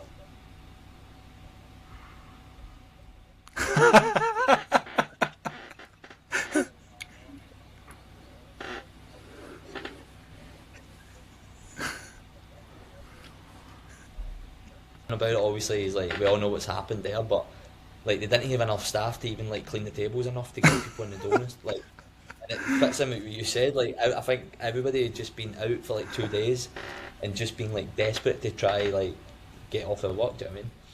That's amazing. I should have just done it, in fairness. Should have just done it. Sean, have you got anything else to touch on before we move on to the following seasons? Nah, not at all. I'm quite keen to know the Neil Lennon that Dylan had as a youngster at Celtic, how much it changed when he then had them in senior football at Hibs, to be fair. So I think it's a good time to move on to that season, to be fair. It is. Obviously Lenny comes in, Dylan, Stubbs heads away down south to Rotherham. You must have been delighted to see Neil Lennon coming in. Yeah, I think obviously when a new manager, when the manager leaves, do you know what I mean, Stubbsy was what he was for us. Do you know what I mean, he was brilliant in what he achieved, and everybody loved him. And obviously he moves on, and then you're thinking, right, who's the manager going to be? Because as players, you could be so comfortable somewhere, in the blink of an eye, you could be out the door. Do you know what I mean? Like, if you just don't fit his philosophies or whatever it is. So yeah, a bit of nervousness around about that. And then obviously I was on holiday actually with we bumped into Fraser Fivey and Dan McGregor, and we were out somewhere, and then it came up. We were having a few drinks and that with the missus and stuff, and it came up, breaking news, Neil Lennon saying this head manager, and none of us had a clue. So right away they're like, oh, what's he like and stuff, and I'm like, strap yourself in, boys, strap yourself in. Because I know, like, he's brilliant. Like, I was happy about it, to be honest, because I knew like he'd obviously signed me before. I know what he's all about, but it's almost a case of like try prep the boys for like what's coming. Do you know what I mean? Because this is a guy who will not accept anything less than winning. He will not Exactly. And you kind of saw that when, you know, the start that we made to the championship winning season. Like, he was, even the players that he brought in, obviously like Grant Holt and players like that, and it was I know we were brilliant that season, to be honest. Yeah, we were good. He brought in like Andrew Shinney and a few others and stuff. Like, we had good players. He did add a good few lads to the squad that we already had, but it was more like off the pitch stuff. Do you know what I mean, with Lenny? Like, you knew what he's all about. He drives that, and Stubbsy, to be fair, was similar. Like, we knew our standards and we want to win every game, but Lenny's more, I wouldn't say emotional, but he's more like upfront about it. Do you know what I mean? Like, you know, like how he's feeling, and he'll let you know if he's not happy as well. So that kind of fed into the boys as well. Like, if you can deal with that demand off of Lenny, then trust me, you'll get the best out of you. And I think he probably did get the best out of me, to be honest, in my full career. Like, that season or the season after in the Premier League, when it really kicked on. So yeah, he was brilliant for us. Like, and we had that drive, and then that goes on to the stands as well. Do you know what I mean? Like, the fans knew that he was going to fight for the club. I think you've seen obviously a few of the games in the playoffs and that against some teams that he's having it with the manager aside of the pitch. Do you know what I mean? He's having it. Aye. He's having it with the opposition like team and all that, and he's heart on his sleeve. Do you know what I mean? And as fans go watching that, it's hard not to buy into that. Do you know what I mean? Like, you know, he's all in here and he's fighting for us, and you love him for it. Do you know what I mean? And I think you could see that in Lenny as well. He just about went scrapping with Jim Duffy when we played Morton at Easter. I remember. That's what I meant. But you knew, like, he was there for you. Do you know what I mean? Like, fight your corner. Absolutely. He'll give you it in the changing room. Don't get me wrong. He will give you it in the changing room if he thinks he has to. But see when you cross that line or in the media and stuff like that, he will back you to the hill and he'll fight you. I mean, if there's a fight, he's rolling his sleeves up and he's going with you. Yeah. What was the European experience like at Hibs? Obviously, you had the Bromby ones and then like the Tripoli over those 2 years under Lenny as well. What was that experience for you personally as well? That was good. Aye, really good. I think obviously the Bromley one, like, it's mixed emotions, because I really enjoyed that time. Like, we went away and we won, and obviously we ended up getting beaten penalties and stuff like that. But I think the fans were like really, really proud of the team. Do you know what I mean? And the celebrations and all that, and that togetherness as a club. It was a good period for us.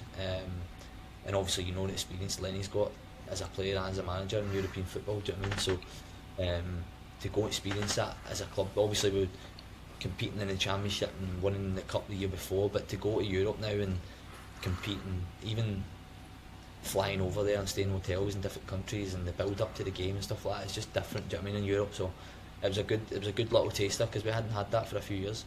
You were there, Sean, were you not? Yeah, I broke 2 ribs when John McGinn scored in Tripoli away. So I would still thank him to this day, because it's by far the best limbs that I've experienced. So what an experience! Absolute you limbage. You can see for this year as well what it means to Hibs fans just getting that experience. Yeah, like I said, that was my first European away day, was when we went and played Midtjylland, and I was expecting an absolute doing, and we managed to come away with a draw, which was amazing. But back to kind of domestic football that season, obviously we draw Hearts again in the cup, and my overriding memory, Dylan, I'm not too sure if you'll think the same, but my overriding memory is just for 90 minutes the Hibs fans singing "I beats 3 Rangers 2, Jambos know that it's true" for the whole 90 minutes. Didn't he stop? And then we celebrated the 0-0 like we'd beat them like 10-0. It was madness. Aye. I think it was almost like that, kind of monkeys off the back, innit? Like, it was just like, we find, like, you can't sing about it anymore. Do you know what I mean? Like, you can't sing that song, and we'd done it, and the way we'd done it, and yeah, it was just a relief as well. And I remember that game. Literally, it must have been close to 90 minutes, man. That song went on for, it was stuck in my head for weeks. It was incredible. I mean, I think I remember when the game got drawn, there was no team that we wanted more, and there was no team that they wanted less. It would have been it was the best tie, and then obviously we absolutely scudded them in the replay at Easter Road. I mean, it was 3-1 going on, 13. I mean, I think a 3-1 for that night is flattering to them, and definitely one of the. No, was that after the year after? No, that was the year after. That was McLaren and Scott Allen. Aye, Craig Levine, standing with his hands in his pockets, all glaking and that. I remember that. Brilliant. What was the build up to the semi final that year when the one against Aberdeen? They obviously ended up getting the better of us, but there seemed from a fan base. Obviously, I think when we played Hearts, when we beat them and we were giving it here we go 2 in a row, I think it was all a bit fun and jokes. But by the time we get to Hampden and we're playing Aberdeen, there seemed to be a real sense of belief that, listen, we could probably actually go and win this trophy. Aye, and win it again, and then obviously this is easier than this. Exactly. I know. Once you get the monkey off the back, like you said, like Why have you waited so long? was there that sense of belief within the squad at that point going into that Aberdeen game? Obviously, it didn't turn out what we wanted it to be. Obviously, you get the goal as well, and then get injured. Talk me through kind of that whole match and that experience, and where the club was at that point. I think you got the nail on the head, really. Like we had that kind of belief that we could go toe to toe. Do you know what I mean, with anyone? But obviously, McInnes was at his Aberdeen team for years. Do you know what I mean? We're a strong team, and he'd won a few cups and he'd finished second and third and stuff like that against in the top league. So we knew like they were a good opposition. Do you know what I mean? But again, like every team we played, especially the bigger teams. Do you know what I mean? Your Hearts, your Celtic and Rangers and stuff like that. Aberdeen's like when we played them, we competed every single game. Mm-hmm. So we knew feel good factor about what happened last time we were there, and we could go and have a go. Obviously, we didn't start that game the way we did the cup final. We started pretty poor, and I think we went 2-0 down, didn't we? And gave ourselves a lot to do. But yeah, we brought it back. We got to 2 each, and then a fluky goal. Do you know what I mean? A big deflection. Like I ended up playing with Johnny Hayes a few years later at Aberdeen, and I used to always go on about that goal he scored, and I was like, how did that even go in? I was going out for a throw in. I know. Come off the back of somebody and trickles in the net, and I'm like, but yeah, again, Lenny as well with that mentality of we're not fearing anybody. Do you know what I mean? Like we're coming here and we're having a go, and he made the decision. He made a substitution quite early and brought Holty on and turned it on its head. So, but his experience as well helped. But obviously it wasn't to be that year. But again, the fans were proud of that team. Do you know what I mean? Regardless of the result, they're proud to go and watching that team.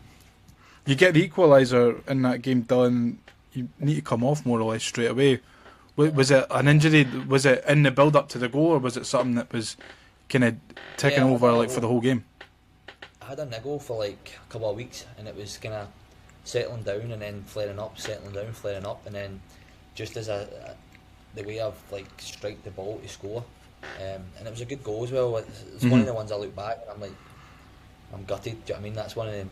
Like I'm really gutted about that one, because it was like we just got back to 2 each. I've scored, feel good factor. Like let's have a good game. Like good probably kick on and get the winner. And then the way the action I've had it, like I've opened up my groin again, and I'd struggled that season and the year before a little bit with the same groin. Do you know what I mean? And I had that little problem there. So that was disappointing. But ruined your celebration as well, didn't it? Oh, it did. I know. I can't even watch it back. I watched the goal and I turned it off. Like I can't. It was a good goal. It was a great, really well worked. Yeah, just kind of walked up the pitch, and then before you know it, I'm playing a 1-2 and I'm in the box, thinking, what am I doing up here? But no, yeah. So yeah, it was disappointing, obviously. But again, as I said, the fans going to the game. Do you know what I mean? They wouldn't have been too harsh on us coming away from it. I remember I was in Prague with the boys for that game, and the boys that I was away with, a couple of jambos, and we were in this Irish bar in Prague watching it, and I think it was basically empty, and it was the only Irish bar in Prague that had Aberdeen fans in it. Honestly, because they went 1-0 up, and there was just a few boys at the back going mental, and I went, oh, for fuck's sake, here we go. And I would have been the only Hibs fan. I was the only one that was celebrating Hibs goals. So no, that was it was obviously disappointing to get beat, but I think when you look at it, I mean, we were still a championship team. We were, obviously we'd won the cup the year before. I think the fact that we were just there and competing and consistently getting to Hampden was just so important for keeping that feel good factor up at the club. And obviously we win the league at a canter and continue that into the following season. Obviously a couple of good wins against Hearts, against Celtic, against Rangers. I think we beat more or less everyone that season. We could have finished second at one point. What was your kind of thoughts and expectations going into that then first season back into the Premiership? Yeah, I was excited. Obviously, I hadn't been in the Premier League with Hibs at the time, and everything was in the Championship and whatever. We'd done well, won a few things, but getting into the Premier League, obviously, you knew it was going to be another step up. But excited to kind of compete, and I think the good thing for us was we played against Rangers a lot. Do you know what I mean, in the Championship and in the Cups? We played against Hearts a lot in the Championship and in the Cup, so we knew that. And then Aberdeen, obviously, we competed against them, so we knew that we can compete against the top table. Do you know what I mean? The clubs. So yeah, we never really had any fear. We just kind of had to just embrace it. Do you know what I mean? We were good players. We were good players in the Championship. We were good players in the Premier League as well. Like, we weren't like, there wasn't too much a kind of bridge between the levels. So yeah, and to be fair, the Championship was good for us because you had it took us that long to get out of it, but it was it was a tough league. Do you know what I mean? You had Hearts, obviously, Rangers and Hibs, but then you had like your Falkirks and stuff like that. They were strong. United came down as well, and they gave us a bit of a torrid time. Like every year it wasn't like, I think a couple of years going later, like after that, it was kind of maybe one team was probably favourite for the whole league. Do you know what I mean? One or two, but at that point there was about 4 teams that were like fighting for that first and second and stuff. It was more interesting than the Premiership. It was at a time, to be fair. It was when like Celtic were obviously winning the league by like Christmas, really. Like, and Aberdeen were doing their best to push them, but when I ran out of steam near the kind of midway stage. But exactly. Yeah, I think the fact that we knew we can compete, do you know what I mean, at the top level, that going into that season, we had nothing to fear really, and Lenny was a perfect manager for that. Again, as I said. Yeah, I mean, and yeah, no, and we did, like, especially after the January, when Scott Allen comes in and it's like move aside Busquets, Xavi and Iniesta, we've got McGeouch, McGinn and Allen. Widely talked about in Hibs circles as, that's the perfect midfield three. We strengthened really, really well that January, and that kind of that connection that you and Scott and John had on the park was something that I don't think, that I've seen for a long time before, and even since it's that it feels like the balance was just right. Did you feel that on the pitch as well? Yeah, definitely. I think you could see it. You could see it on the pitch. I think I've explained it a few times, even speaking about it, like how close we were off the pitch. We're really, really close as a squad, but even us three travelling through together and stuff like that, and everything off the pitch. I think once we were on the pitch, we understood each other really well, complemented each other really well. I'd be the one that would kind of go sit and try to get on the ball and make things happen. Scott would be the one trying to get on a half turn and play little passes through and create goals. And obviously John was a bit of both, really, like run about and tackle, get on the ball, drive the team forward, tackles and get people off their seats. Do you know what I mean? So we had a quite good balance in that midfield, but the full team was strong. Obviously, you hear that everyone talks about the midfield and stuff like that, which it's great. Obviously, you need a good core in your team, but you look at the boys up top and you look at the boys at the back and stuff. We had a right good spine right through the middle of the team, with good experience, good youth, and it had a bit of everything in that squad. No, I'm sure Marvin. One of your Barnes has favourite something to say players, about Sean. That being the best midfield three, that's for sure. Marv ended up having to do a press conference at the end of that season, Dylan, because Lennon kind of went on a wee detour and decided not to turn up. What was the situation there at the end of the season? It was after obviously the Hearts game towards the end of the season where we were fighting for second, and then Marv's turned up for a press conference and getting asked about I forgot about Neil that, is, you and know. he's like, I don't know. How was that, those couple of days after that Derby defeat for you?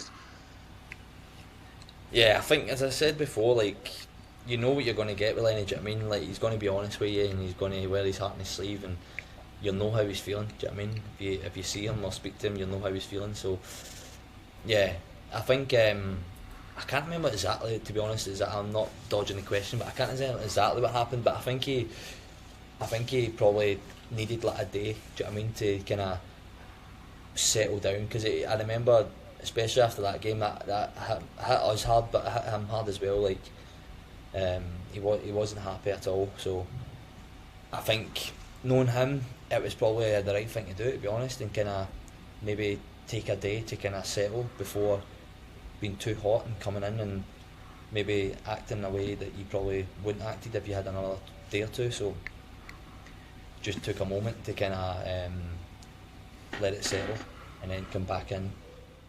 Sean, was that the night that Ollie Shaw scored the ghost goal, or was that? Am I thinking of a different It one? was we went to Aberdeen and Jamie McLaren had missed the penalty, so we kind of needed to win against Hearts because we had Rangers last.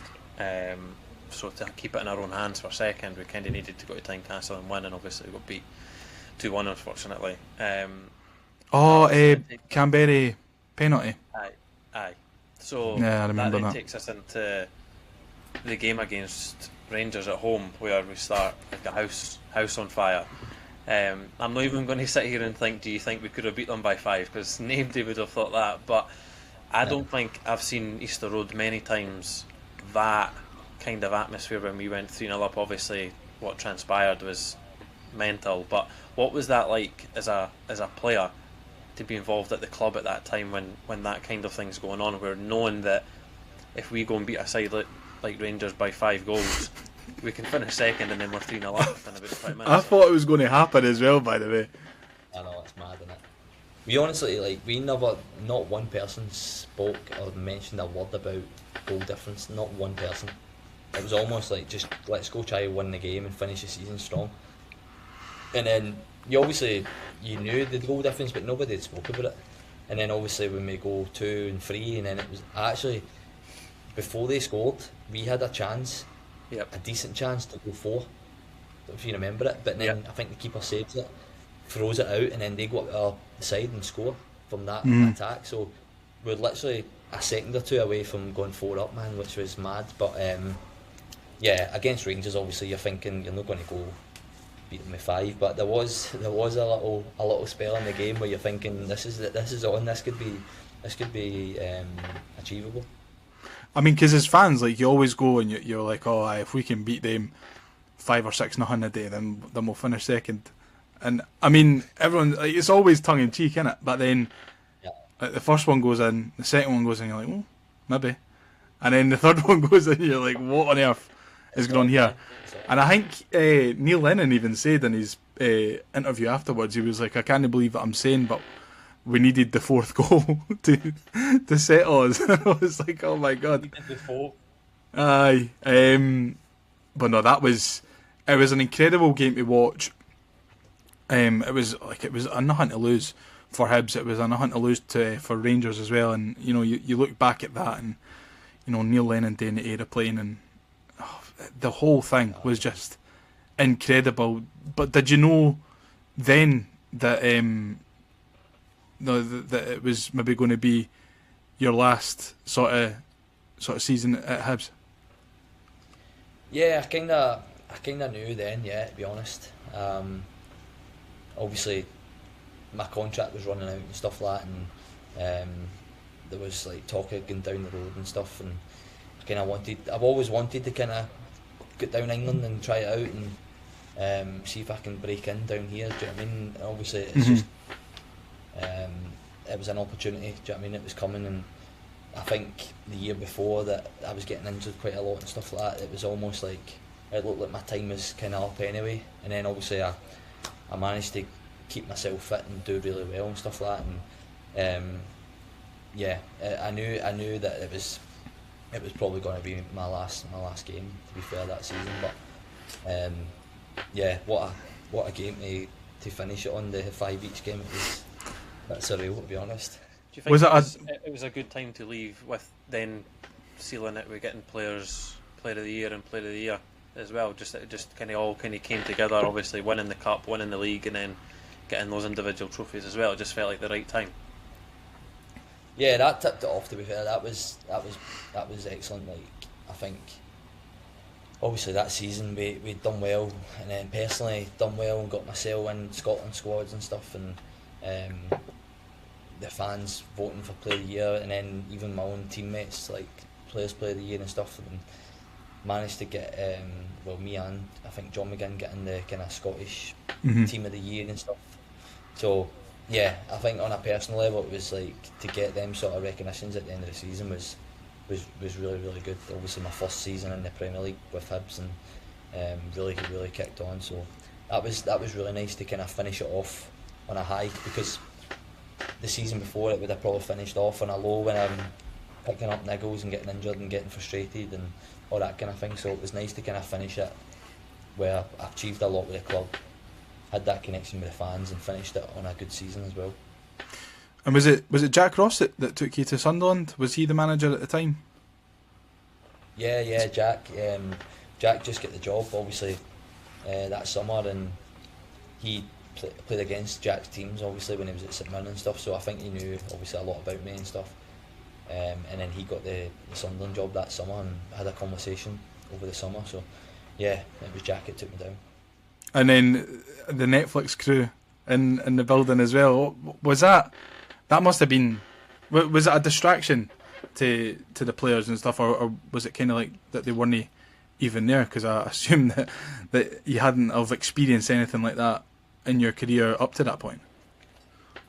No, I hadn't experienced anything like that. It was it was a bit strange, It was I would say it was a distraction, to be honest. I don't know if the manager was too happy or whatever, but they obviously signed a deal that this was going to go ahead. So when I went in, they were recording the second season. Mm-hmm. First one was obviously the year before, so I think the players kind of didn't enjoy it the season before, as you can imagine, because you're going to work in, you know, what football environments can be, do you know what I mean, and you're having conversations about different things and just kind of letting your guard down with your mates, and then there's little GoPros all over the changing rooms and the physio rooms and everywhere you can imagine, the dining rooms and stuff, like, so you're always on edge, do you know what I mean, like you're always on edge, and you know that every conversation you're having is getting picked up. So the group chats must have been going off every day, because you're putting everything in the group chat instead of saying it. Yeah, that's what I mean. So you're always kind of on edge, and you start acting different, do you know what I mean, when you know you're getting watched every day. So yeah, I don't think it would have been a positive. I think it would have been more a negative than a positive for the environment. Some players surely would have loved it though, eh? The attention. There was a few, obviously it's seen a lot of the camera, but yeah. I remember watching it and thinking, oh, this is like, it's an incredible insight into football clubs, because I think Amazon have done a couple, you know, with Man City and Arsenal and Spurs as well, and it's such a good way for, you know, people like us to see the inner workings of, you know, a football club, and you know what you don't usually get to see. But you know, as a player, I can imagine it was, because I think if a camera crew followed me into work, you know, one, it would be the most boring documentary in the world, and two, you know, it would just be really off-putting. So I can imagine. Eh? You'd get sacked because they'd know that you're not doing any work. Yeah, exactly. I mean, I couldn't coast any longer. But no. So obviously, you then come back up the road after a couple of years down at Sunderland. at the time that you came back up to Aberdeen, Jack Ross, I think, was in charge at Hibs. Was there ever any conversation about him wanting to bring you in before you went up north? No, there wasn't any. Well, long story short, we had the same agent at the time, me and Jack Ross. So there wasn't any conversation, but there was an understanding of if he was really interested at that time, there probably could have been a conversation if he wanted to have it.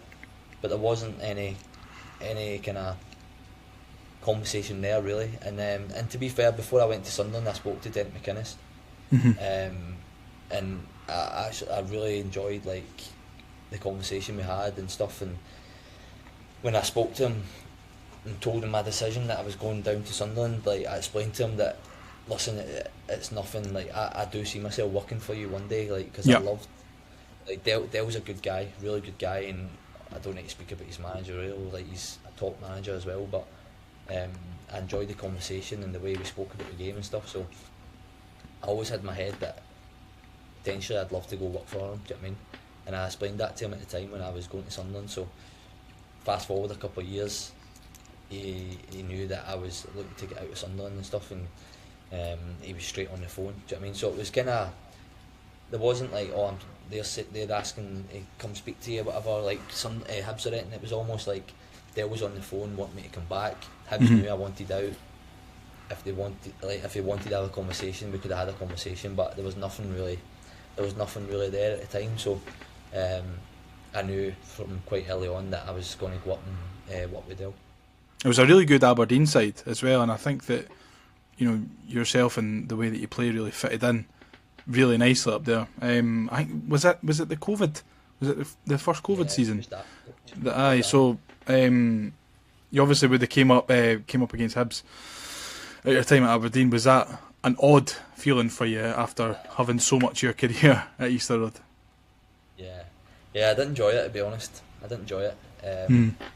But it was quite soon. Do you know what I mean? It was like 2 years probably by the time, a year and a half, and we played each other just before COVID. I remember. I think Aberdeen won, to be fair. Yeah, and I didn't enjoy it, but it wasn't that bad because it was at Pittodrie. But I think by the fast forward like a few months, and then the season starts up again with no fans, and then we go to Easter Road, and it was a strange feeling because they obviously no fans, but they'd put like posters up on the seats and stuff like that of all different things. And I remember seeing they had like a full row of the starting 11 in the cup final. So like, oh really? The strips kind of like maybe taking up like 5 rows each, quite big. And I remember seeing mine, obviously McGeouch 10 and that on it, and I'm like, oh, this is so weird. Do you know what I mean? Like, I'm playing against this team, but like I've got such a good connection and good memories of being here. Do you know what I mean? And yeah, I didn't enjoy it, especially the first time. Like after obviously the first time being back and stuff like that, it kind of gets a bit easier. But the first time going back, that was the first day I had been back since I'd left. Yeah. With no fans and a bit eerie, the stadium and stuff, with nobody in it, and yeah, it wasn't a great experience. Yeah, I mean, even watching it on the telly, like. Yeah, you spoke about it a few times, Dylan, as well, about how proud you were from a Scotland perspective. Obviously, you get those caps against Mexico and Peru as well. What was that experience like in those games for you? Oh, brilliant. I think obviously the Celtic debut and stuff, and all that kind of stuff as a Celtic fan's huge, but growing up as well as a Scotland fan, do you know what I mean? Watching Scotland and being proud Scottish. Played every level at the youth level right through. So to eventually get to the senior level and get recognition for that was excellent. Again, one of my proudest moments. I think my family's proudest moments as well, to go and represent your country. So yeah, that was huge. And I think again we talk about play of the year and stuff like that, Hibs, but that was one of the other ones that you get recognition for doing well that season. Was a few get called up. Do you know what I mean? I think me, John McGinn initially, and then Lewis Stevenson and stuff like that, and Paul Hanlon. I think a year or two, maybe a year later, but from that squad there was quite a few of us that get called up. Do you know what I mean? From doing well at Hibs. I'm glad you mentioned Lewis Stevenson there. Were you aware that after he had that game that he was buggering off to go on his family holiday? Was that mentioned within the squad at that point? Um, I think I do remember when we went away. He mentioned something about he's only playing the first game because he knew he was going to play or something. Now, like we were like, oh, like, wonder what the team's going to be, all this kind of stuff. But I think he knew, like, it was almost agreed that he'd come if he'd played. Do you know what I mean? First name on the team sheet. Aye, so it was like Louis playing because he's only playing one game and then shooting away. So, fair play. The audacity of him getting the call up and then being like, right, listen, Alex, I've got a family holiday, I can't miss it. And he's like, Unless you what, want to I'll just cover give you the my one family game and holiday. then I'll bolt. Fair play. I think it's completely fair though, isn't it? I think a few people had called off coming. Obviously, maybe a few. I think it was that summer that a few maybe Celtic or Rangers boys like pulled out because it was friendlies. But it gave opportunities to other people. Do you know what I mean? To go and represent their country, which you can't turn down. So it was great for him as well, and obviously Paul Hanlon, Marcel, and John, and or maybe a few others as well that made their debuts as well. I thought was Jason in the squad for that round, or was that maybe one or two I don't after? think Jason was not that round. I think he was in. It was the same one as For, like- Paul, the game that was played at Pataudry. He was in the squad but didn't Aye. get on. Yeah. Because I remember he got called up, and then obviously he's now turning out for Australia. But I imagine what if moments if Jason Cummins had have been representing Scotland. I bet he would have been gutted about that, given given how much he's went on to achieve as an Australian international. But you went back down south again, Dylan. Spent time at Forest Green, where you were captain and player of the year, and most recently at Carlisle.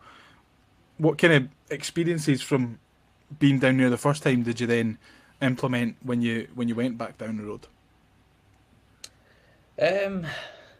I was a bit different. I was at a different stage in my life, really. Like when I went first down, I was obviously just me and my partner. But the second time I went back down to Forest Green, I had my daughter at that point, and I was obviously a few years older, and just a different kind of stage in my career and my life, really. So it was more a family life and kind of getting settled into school, like nurseries and stuff like that at the time, and just more chilled out, more quiet life. Do you know what I mean? Not that I was a big party goer anyway, but just more simple things, to be honest. And it was only a short deal, Forest Green, just to the summer, so I knew I was going down there just to get some games. Do you know what I mean? Go put myself in the shop window again, get some games, and see where it takes us. And I enjoyed it personally. Obviously, the club was in a bad situation when I went down and where they were in the league, but there was an opportunity for me to go down and get some games, and I did that, done well, and again, I took to the fans and they took to me and stuff, and got player of the year and ended up captain, and in a short space of time. So, in the long run, And did the vegan scran take to you? No, I never took to that. No, I took to everything else, but no the vegan stuff. That had its challenges. Just at work times, obviously, like during the day, and then if we stayed overnights and stuff, that had its challenges if you're not used to it. But I get what the club are doing. Do you know what I mean? They do a lot of good stuff, to be fair to them, and what they're trying to do. So, you buy into it when you're there. And I managed to get some games and do well, and that kicked me on another couple of years to where we are now in Carlisle. And again, back into League One, which is a good level, and get some games and experience here as well. Absolutely. So, just to kind of round us off before we move on to listener questions, you spoke a wee bit earlier about doing the PFA camp, and you're looking for a club at the moment. But what's next for Dylan McGeouch? For me, I want to still play, so I'm still on obviously the lookout now and keep myself fit. So I want to keep playing. I still think I've got at least another good few years to give. Feeling good. So the games I've been down playing when I was at the PFA and stuff like that, I'm doing well, and so I know I can still play at the level. Do you know what I mean, that I want to play at. So I want to keep playing, and while I'm doing that, I'm obviously just finishing my licensing now. So I want to, whatever I get in next, I want to kind of get more involved with the youth teams and try to do as much coaching as I can, as high up the level as I can. So yeah, it just depends on the opportunity really. I'm doing a bit now with the Carlisle under 13s as I'm kind of in between. So I'm coaching them a couple of times a week and really enjoying it. So it's something that I definitely want to keep going, but obviously concentrate on the playing stuff as well. We speak quite a bit on this podcast when it comes to like transfer windows and stuff like that, and one of us at some point will always say, well, maybe clubs are waiting until after the windows are closed and then hitting up the free agent market. Is that a myth? Is that a true reflection? Like, is your phone maybe been a wee bit busier since the window closed now that people are trying to explore that? And what will that look like in regards to, obviously you said that you want to stay kind of local or close to where you are from a family perspective. How far would you be expanding that look? Yeah, I think you're right. I think as a free agent, I think you're kind of most valuable when the window shut. Sorry. So when it's open, they can look about. They can, maybe on a list of maybe 4 or 5 players that they're looking at. Do you know what I mean? At other clubs or whatever. Maybe a few loans in that. So the kind of free market is maybe a bit weaker. But as soon as obviously it closes and then maybe poor form or injuries, the only place they can look at is that. So I do think your position's a bit stronger. For me, I would love to stay where I am, and now my daughter goes to school here and we enjoy the life here, so I'd love to stay. But again, it's whatever opportunity comes. Do you know what I mean? If something comes up, maybe more down south or more up north, then if it makes sense, then I probably need to get up and go again. So it's one of the things in football that you kind of need to deal with. It's not great, especially when you've got kids, but that's what we signed up for. And I'm sure I speak for everyone that we're desperate for you to get back playing. Hopefully, wink wink in a green and white jersey, but I wish. Let's wrap this episode up with some listener questions. Now it's time to answer the Hibs Ramble listener questions. All right, first up, as always, we've got John McIntosh, and he asks, and I know it's a wee bit early because it's only 20 to 2, Dylan, but what's for dinner? What's for dinner? Well, Yep. It's not too early in my house because our whole day revolves around what we're having for dinner. So my missus already said early doors we're having a sausage pasta that she makes, which is tremendous. Oh, nice one. I don't It's mind really the sausage nice. pasta, you know. Yeah. What are you I think having, it's John? some Instagram, TikTok thing that she found years ago. That Oh, aye. it's top to be fair. As you'll probably be surprised to hear, Liam, it'll probably be some form of pasta as well, unsurprisingly. Some king prawn linguine or something. Aye, probably, mate. Nice. I'm having, I think Megan's making us garlic chicken. Like a garlic chicken thing. Nice. We've got some spicy veggies as well to go with it. I made burgers last night, and honestly, my God, mate, they were insane. No. Next up, Paul Mackay says, when Sir David Gray got the third at Hampden, what were you thinking, and how difficult was it to try and keep focused, knowing that you were just minutes away from football and history?